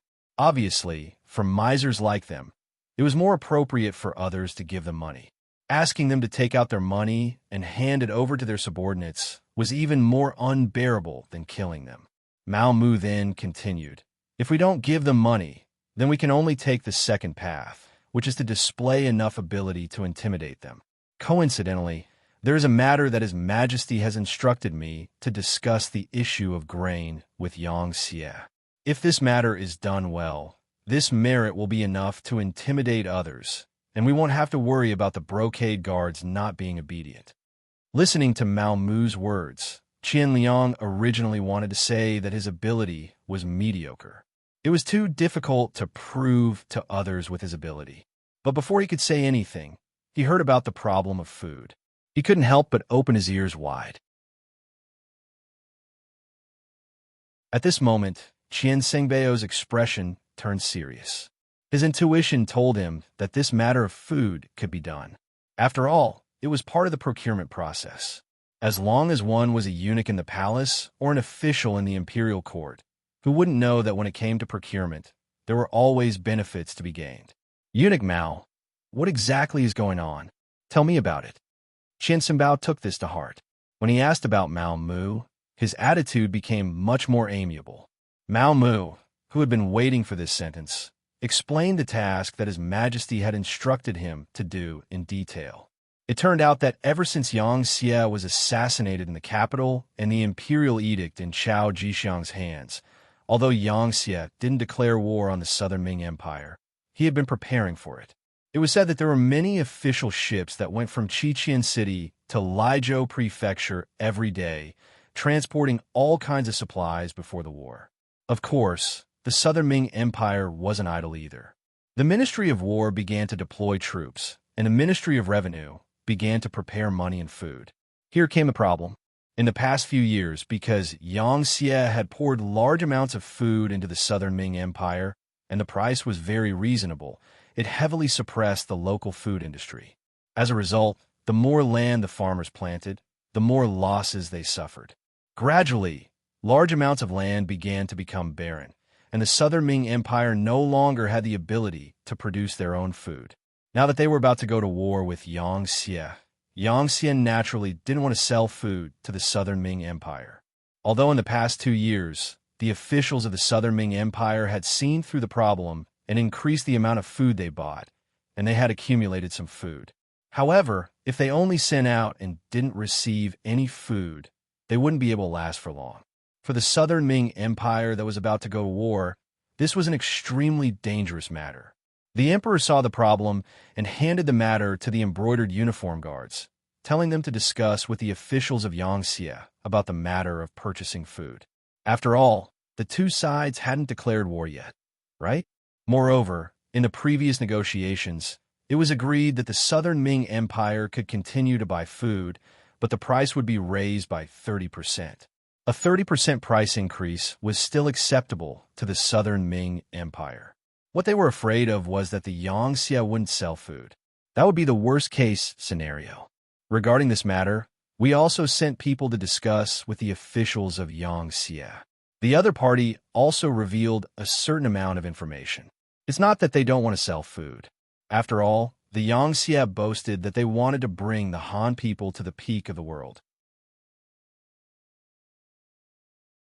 The Southern Ming Empire is full of Han people, and they can't just watch the people starve to death. However, they still want to raise the price. This is something that the emperor can't accept. Our embroidered uniform guards are responsible for buying food at a 30% price increase to prepare for war. Mao Mu said a lot in one breath. After he finished speaking, he closed his mouth and looked at Qian Sungbao and his nephew's performance. The matter was already very clear, and Qian Sungbao was also thinking in his heart. If this was the case, this was indeed a good job. Once he could buy a lot of food, the emperor would definitely be happy. Then, he would be able to obtain merit. However, the problem was that it wasn't easy to talk about the price of food. Thus, he asked the crucial question, Eunuch Mao, does the emperor mean that there's a possibility of the price increasing? The emperor naturally hopes that it will be as low as possible. However, the food is now in the hands of others. Of course, it's not up to us to decide. If it must increase, then we can only accept it. Mao Mu spread out his hands, and there was a hint of helplessness on his face. This meant that there was room for fluctuation. This way, not only could this task be completed, there might even be a lot of profit in the process. Qian Sengbao's eyes lit up. He had already decided to accept this task for his nephew. When he looked at Mao Mu, he didn't blame him at all. Not only that, his eyes were filled with admiration. It seemed that he had really wronged him before. If Mao Mu really didn't want Qian Liang to be the commander, then why would he mention such an important task?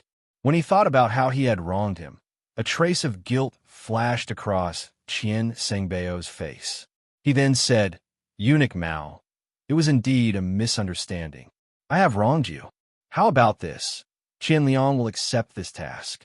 When you return, please hand over the relevant matters. What do you think?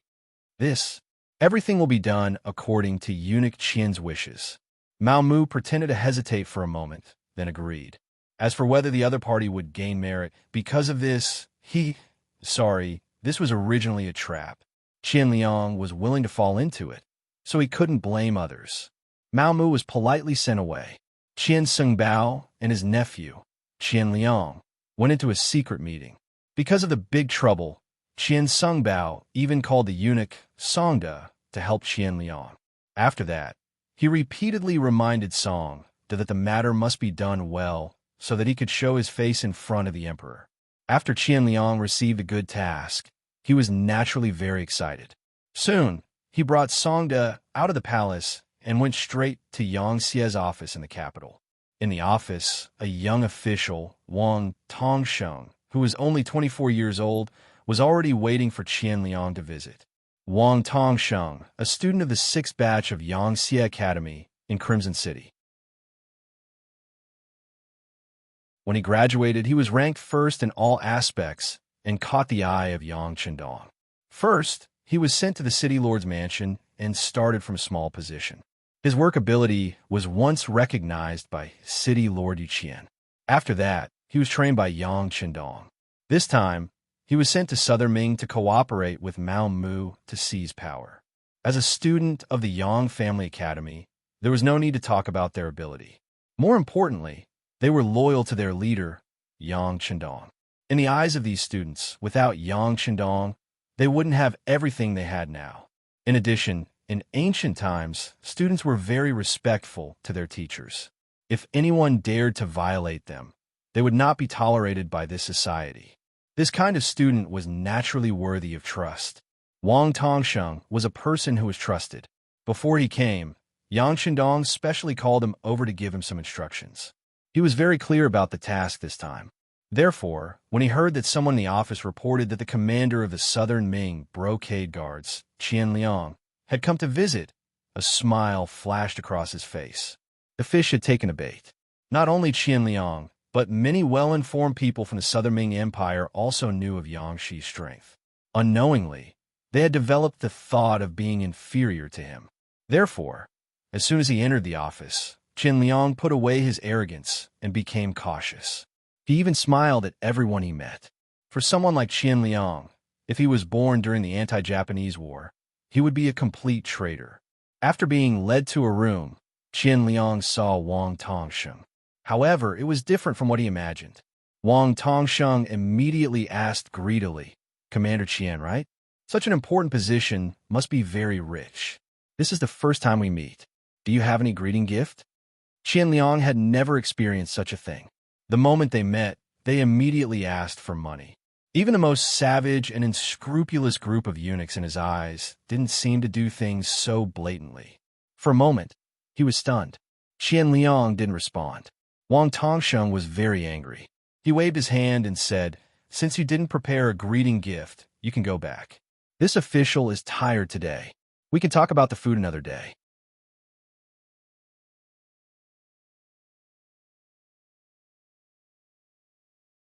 Chapter 1677. I don't want it. Seeing that Wang Tongsheng was angry, Qian Liang immediately reacted. He stretched out his hand and said to Songda, "Quick, do you have anything good on you? Take it out quickly." Songda's face was bitter, but he did not dare to offend Qian Liang. He could only take out a small pendant from his waist. When he was serving Zhu Qizhen, the emperor was in a good mood and gave it to him. He treated it as a family heirloom.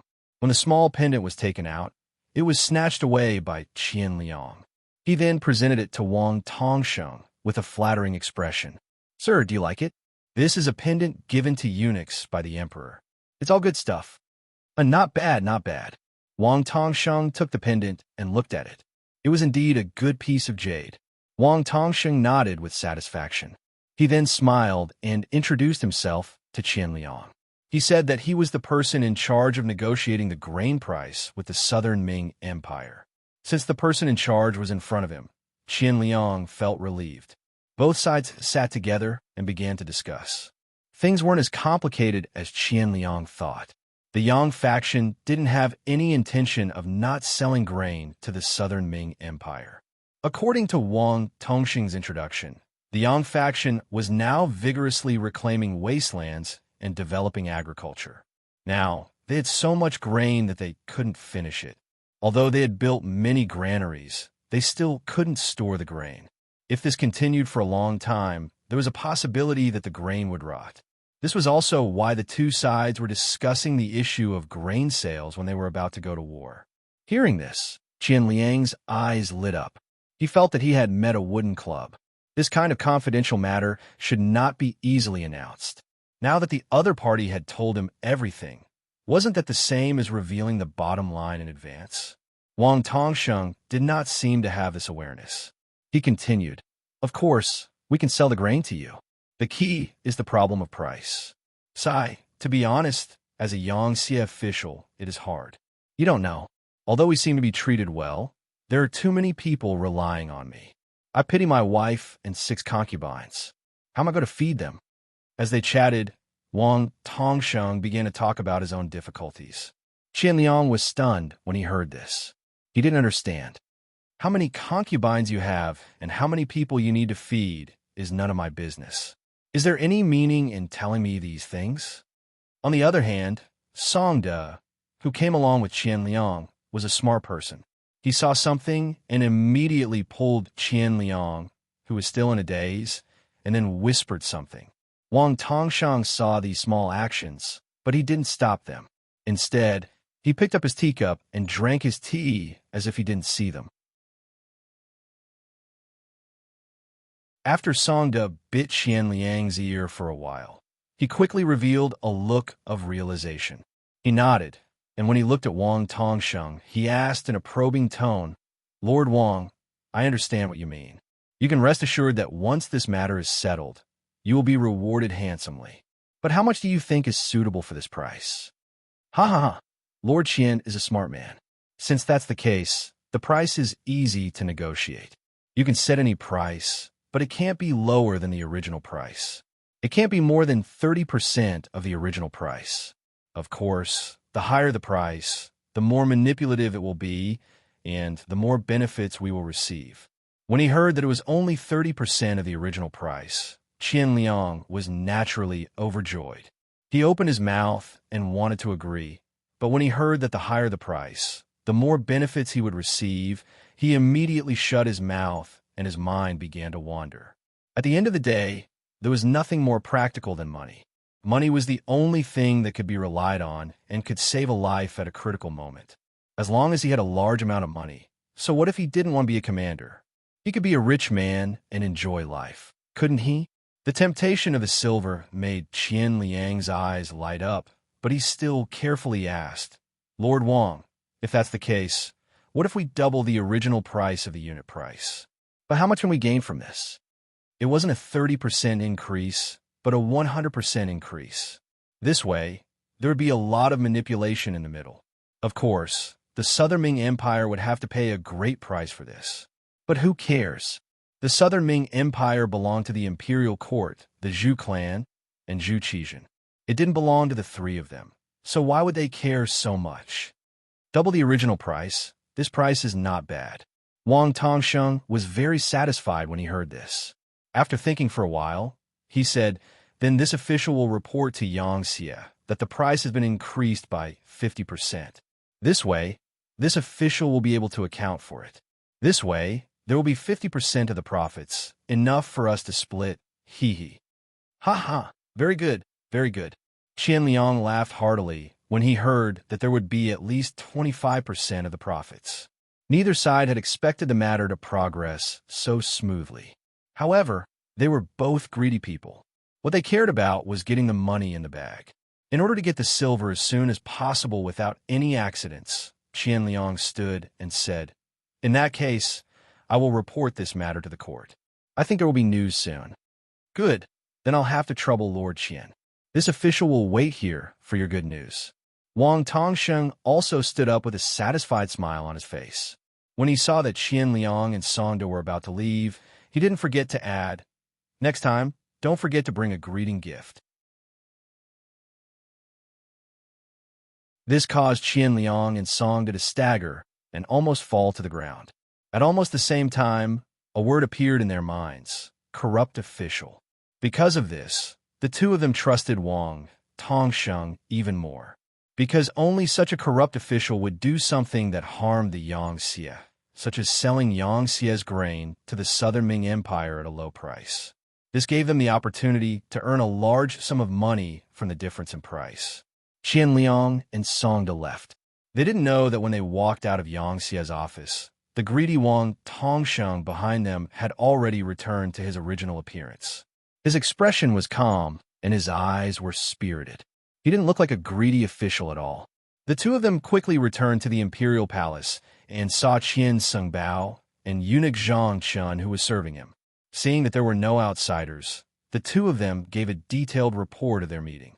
They reported that Wang Tongsheng had asked for a greeting gift the moment they met and reminded them to bring a greeting gift the next time they met.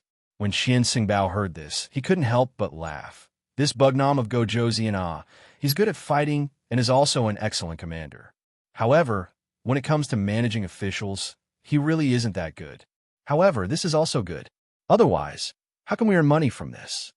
Seeing that Qian Sungbao seemed to have agreed, Qian Liang went forward and said, Uncle, this matter can be done. However, isn't doubling the original price a bit too much? Not much, not much.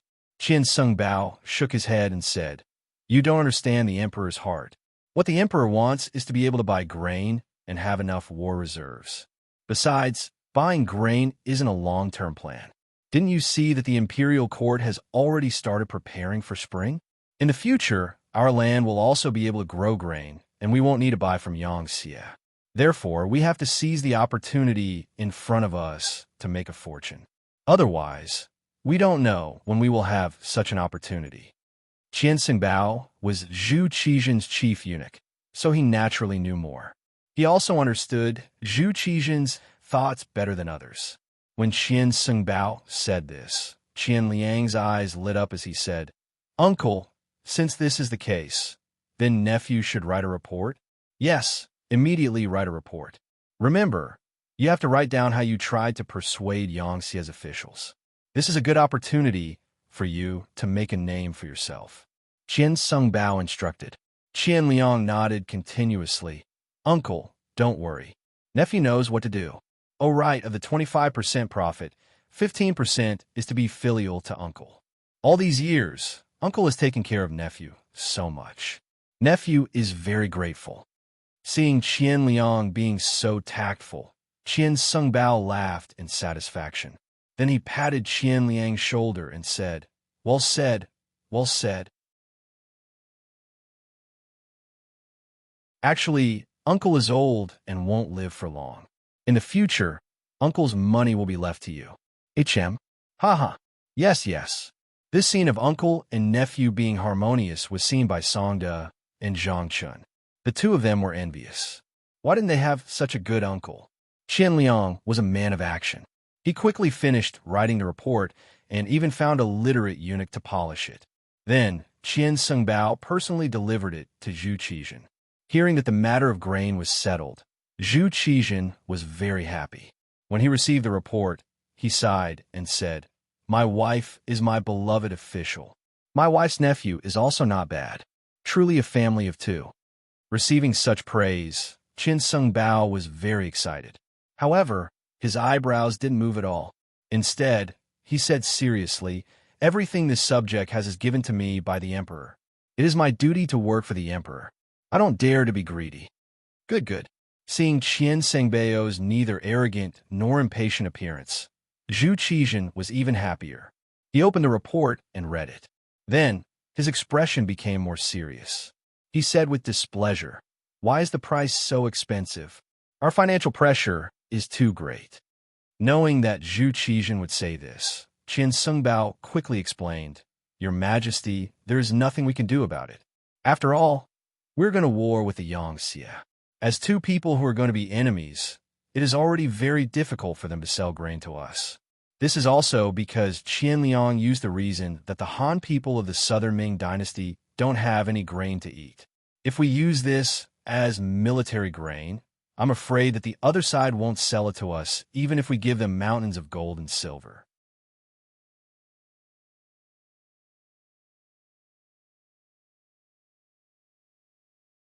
Chapter 1678. That makes sense. Since that's the case, let's talk about it. But remember, you must buy more. No one knows how long this war will last. We must make more preparations. Zhu Qizhen felt that Qian Senbao's words were reasonable and nodded in agreement. Since Zhu Qizhen agreed, Qian Senbao's heart could be at ease. After leaving Qingjing Hall, he called Qian Liang and Songda and told them to immediately go to Yang Xie's office to settle the matter, so as to avoid any problems or the other party increasing the price. Then he took out a jade ruby that the emperor had bestowed to him and said, "This is a meeting gift for Sir Wang. You must handle this matter well." "Uncle, please rest assured." "Please rest assured, Qian Gonggong." Qian Liang and Songda agreed with a smile. After receiving the jade ruby, they quickly made preparations and left the palace. In Yang Xie's office, Qian Liang once again met Wang Tongsheng. When he took out the jade ruby, the other party was clearly very satisfied. The following conversation went even more smoothly. In the end, they settled on an agreement to buy 10 million sure of grain first. The salary of the great Ming dynasty's officials was very low. The 7th-ranked county magistrate of the Ming dynasty only had an annual income of 90 sure, which was less than 200 taels of silver. They also had to feed a large number of people. In order to dominate the entire southern Ming dynasty's market, Yang Xie sold grain at a very low price. One sure, about 120 caddies, was originally sold for 2 taels of silver by Yang Xie. Now, it was 4 taels of silver. 10 million sure was 40 million taels of silver. The actual payment to Yang Xie was only 30 million taels of silver. The uncle and nephew of the Qian family earned 5 million taels of silver. After the agreement was settled, Yang Xie's office began to transport the grain. Qian Liang said that the next time they met, he would bring money and make preparations to receive the grain. Both sides happily parted, but Wang Tongsheng still didn't forget to say that the next time they came, they had to bring a meeting gift. This made Qian Liang extremely angry. After this transaction, the other party could earn 5 million taels of silver. Wasn't that enough? They even wanted a meeting gift. They were even more greedy than him. After watching Qian Liang and Song to leave in a hurry, Wang Tongsheng said to one of his followers with a smile on his face, "Go and spread the news. The matter is done. We can start now." "Yes, sir," the follower replied and quickly left. Not long after, Mao Mu received news from the liaison team that they could take action. He rubbed his hands together and said to eunuch Zhu Hai, "Little Hai, let's act according to plan." "Yes, eunuch Mao." Zhu Hai's heart thumped wildly. As Mao Mu's trusted eunuch, he already knew that his father-in-law wanted to deal with Qian Xingbao. Previously, his heart had been hanging in the air because he knew what would happen if he failed in such a battle. However, in order to obtain more power, they had no choice but to fight. Fortunately, his master's plan was meticulous. Now that he saw that most of the matter had been accomplished, he could finally rest assured and get to work. Half a day after Zhu Hai left, a rumor began to circulate in Jingdou. If an official wanted to protect himself, it was useless to find a monk to protect him. Mao Mu of the Brocade Guard was the one who had the final say. As soon as the news came out, many officials became nervous. They had just sent a large sum of silver to Monk Qian not long ago. Now that he said it was useless, they had to get the money back and transfer it to Mao Mu. But after all, it was just a rumor and had not been confirmed. Everyone wanted to continue observing and not be confused by this news without a source. What happened next did not need them to linger around. The Brocade Guard suddenly came to the manor of the Ministry of Justice's censor, He Xingqiao, and took him away. He Xingqiao's sudden arrest made everyone's hair stand on end. A few days ago, when everyone was drinking together, He Xingqiao, who had drunk a little too much, said that he had sent 50,000 taels of silver to Monk Qian. However, he had now been taken away by the Brocade Guard. Did this not prove that the rumor was true? No one wanted to be the next person to be taken away. After a discussion, the officials chose a few representatives to enter the palace to see Monk Qian. Since your words no longer have any effect on the Brocade Guard, you should return the silver we sent, and we will send it to eunuch Mao Mu. In short, we don't care how you fight, but don't encroach on our power. One official was not scary. What was scary was dozens of officials gathered together. Even Zhu Qizhen would have a headache dealing with this force. Zhu Qizhen did not know about this at this time. He was listening to Mao Mu's secret report. Since it was a secret report, of course, he would not let more people be present. Especially when he heard that this secret report was related to his partner, Monk Qian. All the eunuchs in the Qingjing Hall were driven out. Only 2 eunuchs, Mao Mu and Zhang Chun, were left. Zhang Chun, the eunuch who was regarded as Monk Qian's confidant, had another identity. He was Mao Mu's spy. There is nothing in the world that money could not solve. If it could not be solved, then money would be added. Zhang Chun had been bought over by Mao Mu long ago. That was when Zhang Chun was just a little eunuch. He entered the palace because his family was poor. Once, he was accidentally discovered by Mao Mu. That day, he happened to go out to buy silk for the empress. He saw Zhang Chen's father saying something at the palace gate. At that time, Zhang Chen's face was full of tears. With the idea of making more good karma, Mao Mu walked forward and learned that Zhang Chen's mother was seriously ill and urgently needed money. Zhang Chen's father really had no choice. Only then did he think of his son in the palace who was no longer a healthy person. But at that time, Zhang Chun was just the lowest level eunuch. He had no power, no influence, and no extra money. It was not easy to get some monthly allowance, but it was deducted by the eunuchs. There was not much left. Mao Mu took out 100 taels of silver at one time. Zhang Chun was so grateful that he wanted to kneel down on the spot. From then on, Zhang Chun became Mao Mu's man. However, because his level was too low, and Mao Mu was very low-key at that time, no one noticed this matter. From then on, Mao Mu kept giving Zhang Chun money. Zhang Chun was also a smart and capable person. Step by step, he became Qian Sengbao's right-hand man and became his right-hand man. Mao Mu brought Zhang Chun to Zhu Qizhen to report to him about the food. When Zhang Chun knelt on the ground and told Zhu Qizhen everything he heard from Qian Sengbao, Zhu Qizhen's face was gloomy. He admired Qian Sengbao very much. He felt that Qian Sengbao's words and actions were in line with his temperament. Therefore, he kept it by his side and treated him as an existence like Wang Zhen. Wang Zhen grew up with Zhu Qizhen. Otherwise, he would not be called Zhu Qizhen's partner. In contrast, Qian Sengbao came to Zhu Qizhen's side later. The reason why he was called Zhu Qizhen's partner was a kind of commemoration. It showed that the emperor did not forget Wang Zhen in his heart. In fact, they were not at the same level at all. If Wang Zhen did something out of line, Zhu Qizhen would at most punish him verbally. After that, he would still be in an important position.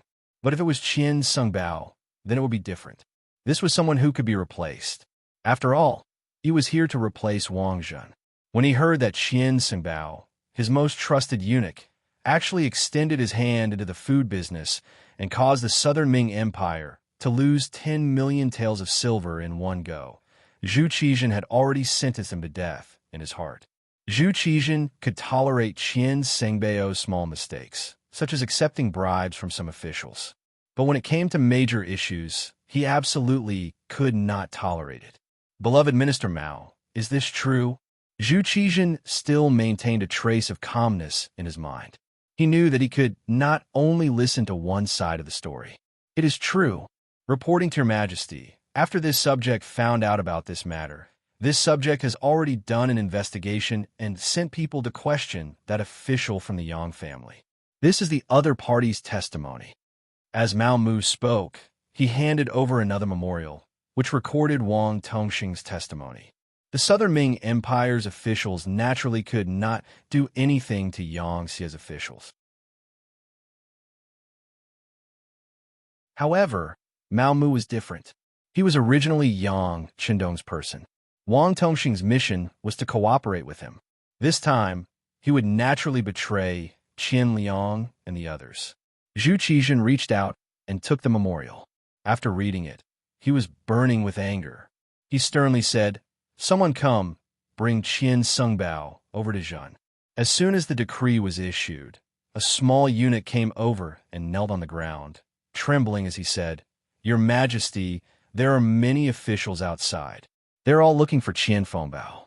They said that Qian Fengbao accepted the money but did not do anything. They're clamoring for a refund." What happened? Zhu Qizhen was stunned when he heard this.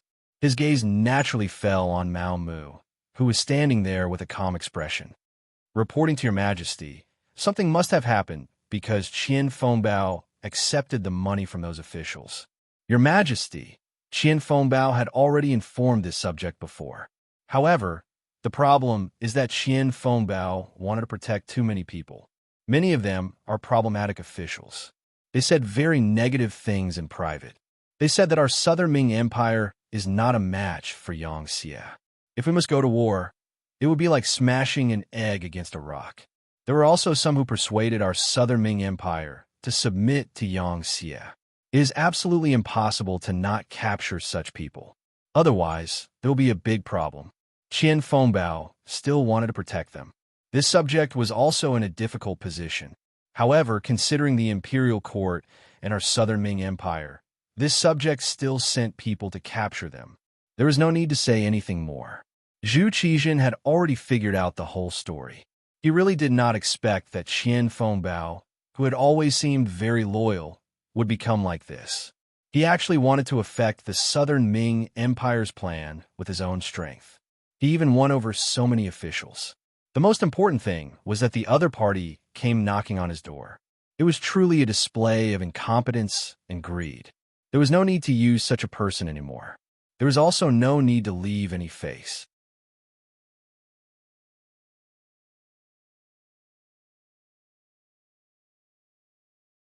Chapter 1679. Originally, he wanted to reprimand him to see if he had a chance to change. But after the official made such a fuss, Zhu Qizhen gave up all his fantasies. Beloved official Mao, arrest him. This subject obeys. Mao Mu showed a trace of hesitation. Of course, he wouldn't plead for Qian Sengbao, but he still had to act. After all, everyone knew that he was where he was today because of Qian Sengbao's help. This trace of hesitation was seen by Zhu Qizhen. He sighed in his heart at Mao Mu's benevolence and said, "All right, we know what you want to say, but Qian Sengbao's crime cannot be forgiven. You don't need to say any more. Go." Yes, Mao Mu knew that he had done what he needed to do. The next step was to uproot Qian's faction. Without Qian Sengbao, the entire group of eunuchs would be in his hands. This way, he could finally play a role in helping Yang Qindong. Think about it. With the help of these eunuchs, how could any of Nanming's actions escape Mao Mu's eyes? It meant that everything Nanming did would be known by Yang Qindong and Yang Xie. How could this battle continue? Qian Sengbao was arrested. Qian Liang, Song De, and the others were also arrested. When a large group of embroidered uniform guards appeared in front of them, Qian Liang shouted loudly, "Are your dog eyes blind? Don't you know that I'm the commander?"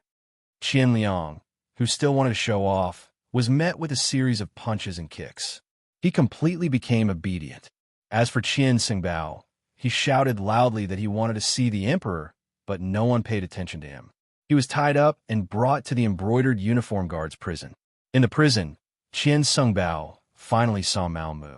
Different from before, one was a prisoner and the other was an official. When he saw Mao Mu appear, Qian Xingbao changed his decadent appearance and threw himself on the iron bars in front of the cage. Eunuch Mao, quickly go see the emperor. Tell him that this official has something to say. This subject is innocent. At this time, Qian Xingbao still had a commanding tone, which really made Mao Mu unhappy. At this time, he didn't need to lower his head like before. He changed his attitude and raised his head. What? Eunuch Qian still think that the emperor wants to see you at this time? Think about all the wrong things you've done. His Majesty has been accommodating you again and again, but how did you repay him? You embezzled 5 million taels of grain? You really have a big heart. After a round of sarcasm, Qian Xingbao, he roared, I know, it was all you, it was you to me. You were the one who instigated me to take on this matter. Good you. How? Looking at Qian Xingbao, who finally understood everything, Mao Mu only shook his head. A defeated general was no longer worth him wasting any effort on this person. She reached into her bosom and took out a piece of white silk and threw it into the prison. The emperor said that since you have served him for so many years, he will give Eunuch Qian a dignified death. Kill yourself. Finishing, Mao Mu turned and left. Ignoring Qian Xingbao's angry shouts and pleas, he headed in the other direction of the prison. Wang Zhua, Chun Sun, and the other court officials were locked up there. After these officials were captured and sent to the discipline prison, they really didn't suffer much. They were arranged to be in a clean single room. Every day, they were fed well. There was paper, ink, and brush in front of them. On the surface, it was for them to report their problems, but on the surface, it was for them to practice calligraphy. After all, there was no entertainment in prison. Practicing calligraphy could calm the mind. Although Mao Mu had come a few times before, he had never had a deep conversation. At that time, his position was not stable. Now it was different. The chief eunuchs who were older than him had been taken down one by one. The remaining eunuchs were tactfully under him. He could finally do what he wanted in prison. He didn't need to be afraid of others spying on him or reporting him. The first to arrive was Wang Zhua's room. When the embroidered uniform guard opened the door, Wang Zhua was practicing calligraphy. He didn't seem to have any intention of stopping when he saw Mao Mu arrive. He had a feeling that Mao Mu was different from the other eunuchs. However, before the other party revealed his intentions, he wouldn't say anything. This one greets official Wang. When there was no one else in the prison, Mao Mu immediately gave a junior's greeting. Wang Zhua finally put down the brush in his hand. He turned around and said, "Why is Eunuch Mao doing this? Right now, you are an official and I am a prisoner. There is no need for such formalities." "No, official Wang is not a prisoner. You're not guilty. The reason why you were brought here is because I don't want you to work for the Southern Ming Empire. This is all Bugnam of Gojoseon's intention." Mao Mu finally decided to speak the truth. He also believed that at this time, Wang Zhua should know what to do. As expected, when he said this, Wang Zhua was stunned. After a long while, he sighed and said, "Bugnam of Gojoseon really has good methods. He even has his hands in the palace. If this old man's guess is correct, Eunuch Mao should have the final say in the palace. As official Wang thinks, the stones that should be moved have been moved. Right now, this subject's words still have some weight in the palace." Mao Mu replied modestly, "Amazing, amazing." Wang Zhua sighed. When he looked at Mao Mu, his attitude became more serious. However, what ability did this old man have to make Bugnam of Gojoseon calculate and arrange things like this? In fact, even if this old man was in court, the Southern Ming Empire wouldn't be a match for Bugnam of Gojoseon. This is different. Mao Mu shook his head. Bugnam of Gojoseon wants to lead the Han people to the peak of the world. If the Yangtze and the Southern Ming Empire really fight, it will only benefit the other foreign races. This is why this kind of plan is made. I hope official Wang can understand. I understand. Wang's was said emotionally. Bugnam of Gojoseon's goal is to do so much for the Han people. It really makes me blush with shame. Speaking of which, this old man is about to enter the ground. If there is something I can do for our people before I pass away, it is also my wish. This meant that he was going to help. Mamu was waiting for this result.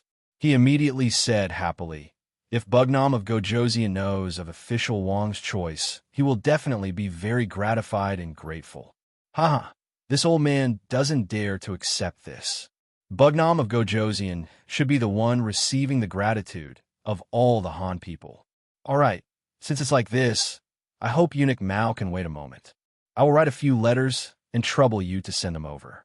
They are all this old man's students. They won't dare to disobey this old man's words.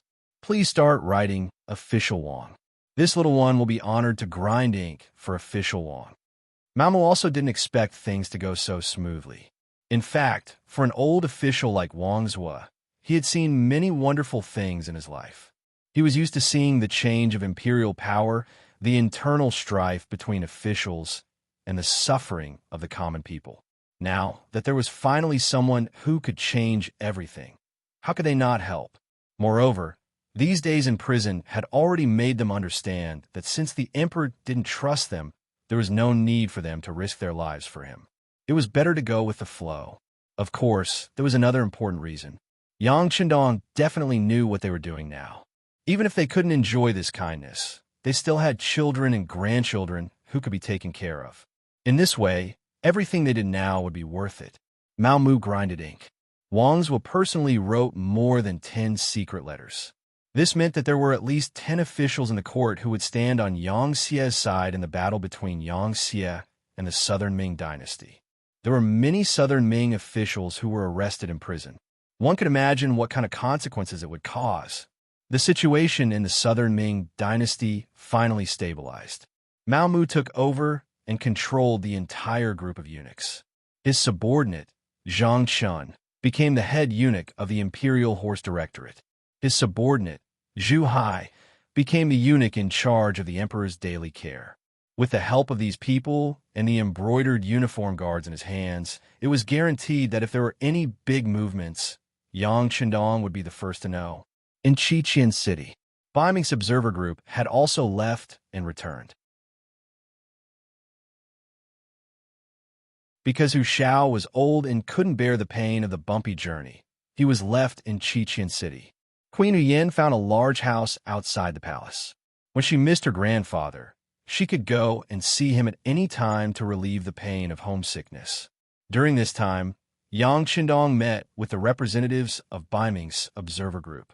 Among them was the leader of the observer group, the Crown Prince's junior tutor, grand scholar, and Minister of Justice, Su Yozhen.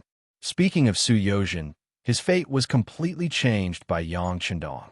In history, he made a great contribution in saving Zhu Qizhen. Later, he rebelled and was killed. Now he was still alive and well. Not only that, but he also became the teacher of Zhu Qiyu's only son, Zhu Jianji. More importantly, Su Yozhen was Yang Chendong's subordinate. This allowed him to maintain an excellent state of mind in the upcoming battle between Biming and Yang Xie. Su Yozhen was secretly brought to a small courtyard by Yang Chendong at night. His identity couldn't be exposed yet. Under the guidance of the Black Knight Dragon Guard, Su Yozhen saw Yang Chendong in the small courtyard, who was singing to the moon. She quickly walked a few steps forward. When he got close, he knelt on the ground with a thud. Minister Su Yozhen greets the king. Haha, please rise. Yang Chendong helped Su Yozhen up with a smile on his face. He looked like a group of ministers who were enjoying each other's company. Very few people knew the contents of the meeting. Even the Black Cavalry didn't know the details. They only knew that when Su Yozhen was about to leave, he had a satisfied smile on his face. Biming's observer group finally left. What they saw and heard in Qiqian City would slowly ferment over time. Yang Chendong didn't care anymore because he was preparing to attack the Southern Ming Empire.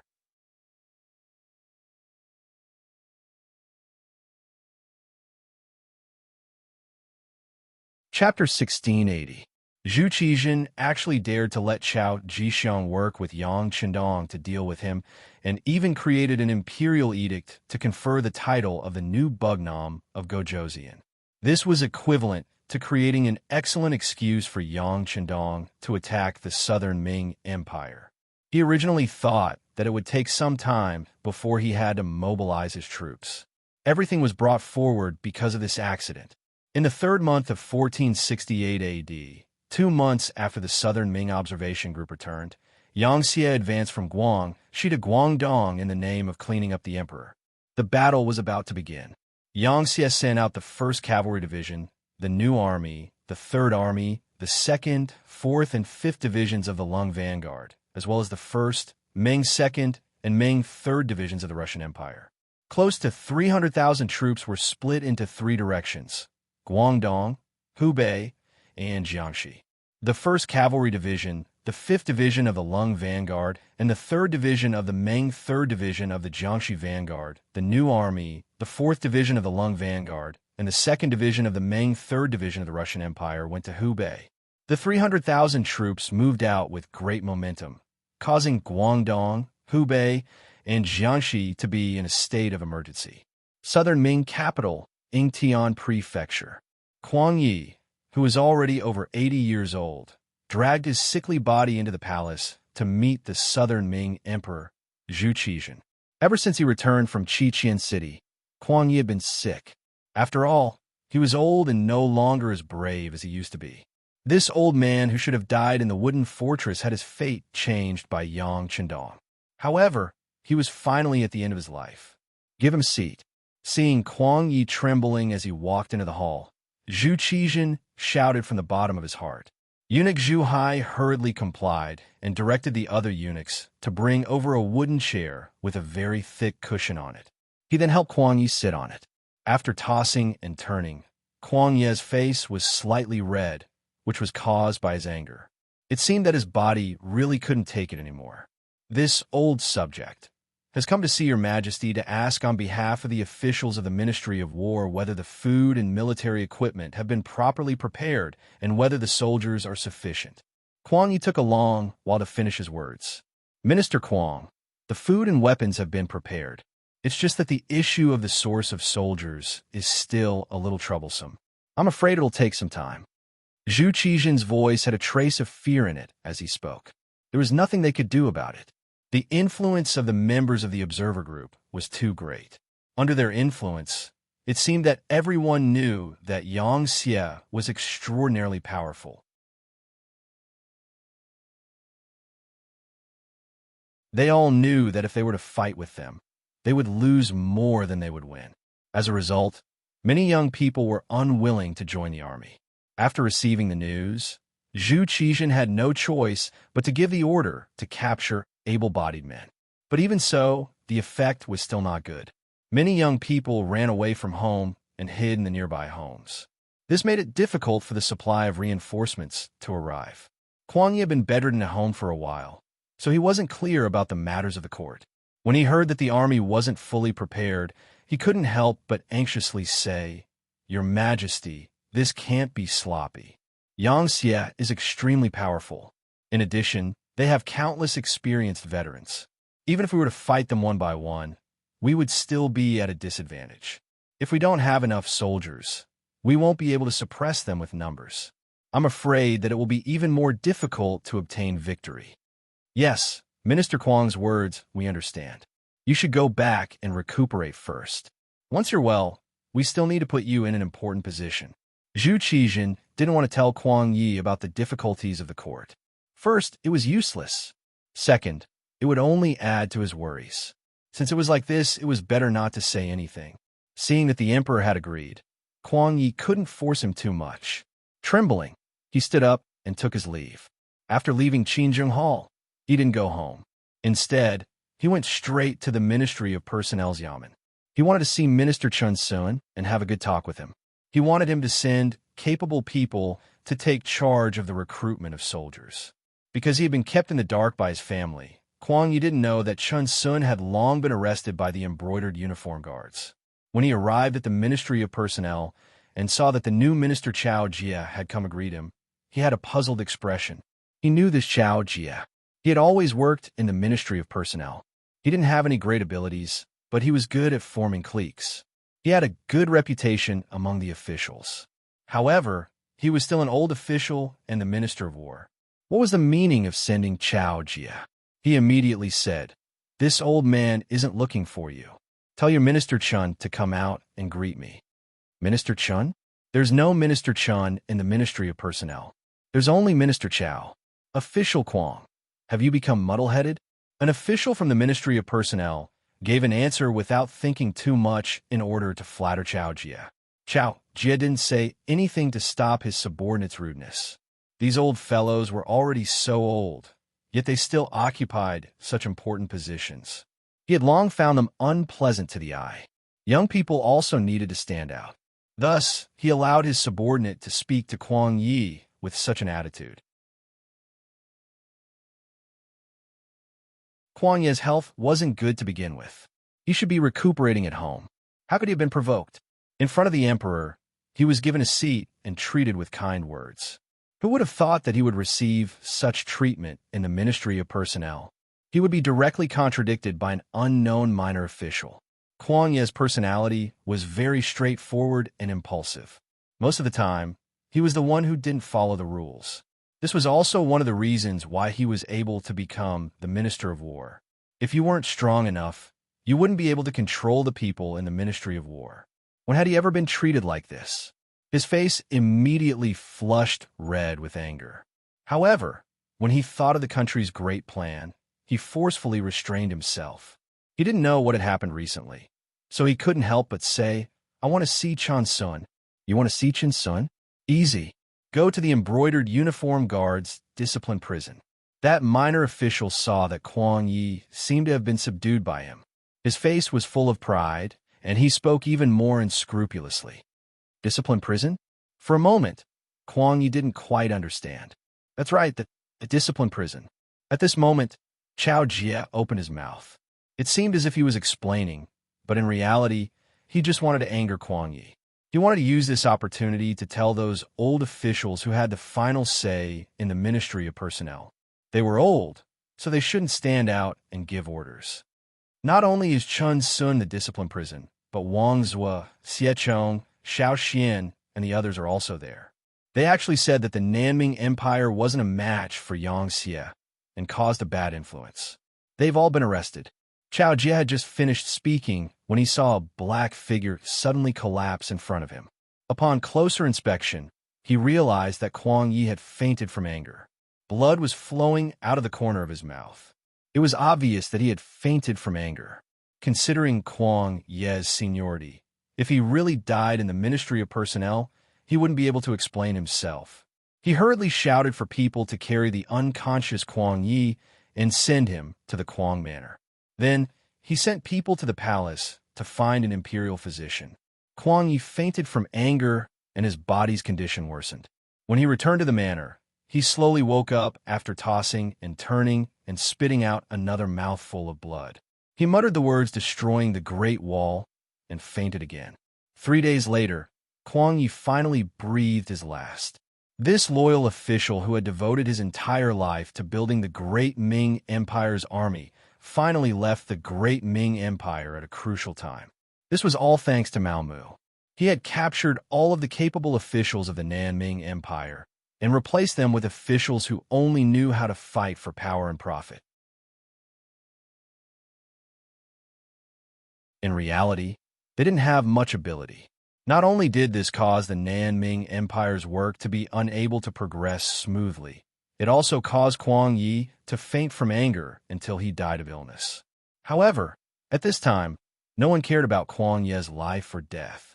Even when Zhu Qizhen received the news, he only sent his prince, Zhu Jianshen, to offer his condolences. Speaking of Zhu Jianshen, he was already a young man of 21 years old. He was in his prime. In history, Emperor Xinzong of Ming Dynasty was wise and benevolent. He could be considered a good emperor. However, it was a pity that Yang Qindong's arrival changed everything. First, Zhu Qiyu seized the throne, causing Zhu Qizhen to no longer value familial love. In order to not repeat the same mistake, he didn't give the crown prince too much power. Secondly, Zhu Jinshan's mother was Madame Zhou. Because Empress Qian was in good health, she didn't die early under Mao Mu's care. She even gave birth to another prince for Zhu Qizhan, Zhu Jiani, who was now 11 years old. His mother wasn't favored, and he had a younger brother who could fight for power. As a result, he was never made the crown prince and was only an ordinary prince. This was especially true in the imperial palace. Now that Mao Mu was in power, he only had Zhu Jiani and the other young masters in his eyes. The other eunuchs naturally knew what to do. Zhu Jinshan's influence became weaker and weaker, and he could only do some unnecessary things. Kuang Yi died. Losing a great general before the great battle had even begun was somewhat unlucky. Although this great battle didn't happen, Kuang Yi wouldn't have been able to last long with his age and body. But things happened so coincidentally that the impact wasn't good. Mao Mu deliberately spread the news. For a time, whether it was in the imperial palace or among the common people, there were many unfavorable comments about the southern Ming Empire. This made the recruitment of soldiers even more difficult. After all, who would send their children to die in a war that they knew they were bound to lose? When the officials trembled and wrote a report about the recruitment of soldiers that didn't go well and presented it to Zhu Qizhan, this emperor, who was plagued with misfortune, didn't get angry. Or it could be said that he already knew everything and was mentally prepared. He didn't want to be like Kuang Yi and be angered to death by his officials. Zhu Qizhan couldn't help but think of those old officials. If those old officials were willing to help, things wouldn't be as bad as they were now. But when he thought of how those old officials had already been frightened by Yang Xie's strength, he didn't know what kind of problems would occur if he really used them. This idea was suppressed by him. If the recruitment of soldiers isn't going well, then we won't recruit for now. We now have 2 million soldiers in our hands and 800,000 soldiers on the front lines. We want them to fight a victory and let our people see the might of our southern Ming Empire's army. Come, write a decree to Guaning. Have him quickly attack and find an opportunity to destroy Yang Xie's army to strengthen the prestige of our southern Ming Empire. Zhu Qizhan was very straightforward and directly issued a decree to mobilize the army. It was said that 100 words couldn't compare to a single action. Then he would use practical actions to prove it. You're tuning into the Romance Rendezvous YouTube channel. We're so grateful for your support, and don't forget to subscribe to join us on this incredible journey through captivating stories. Your generosity through donations truly makes a world of difference, as it's the primary source of revenue that allows me to expand and enhance this channel for you. Thank you from the bottom of my heart for being a part of this adventure.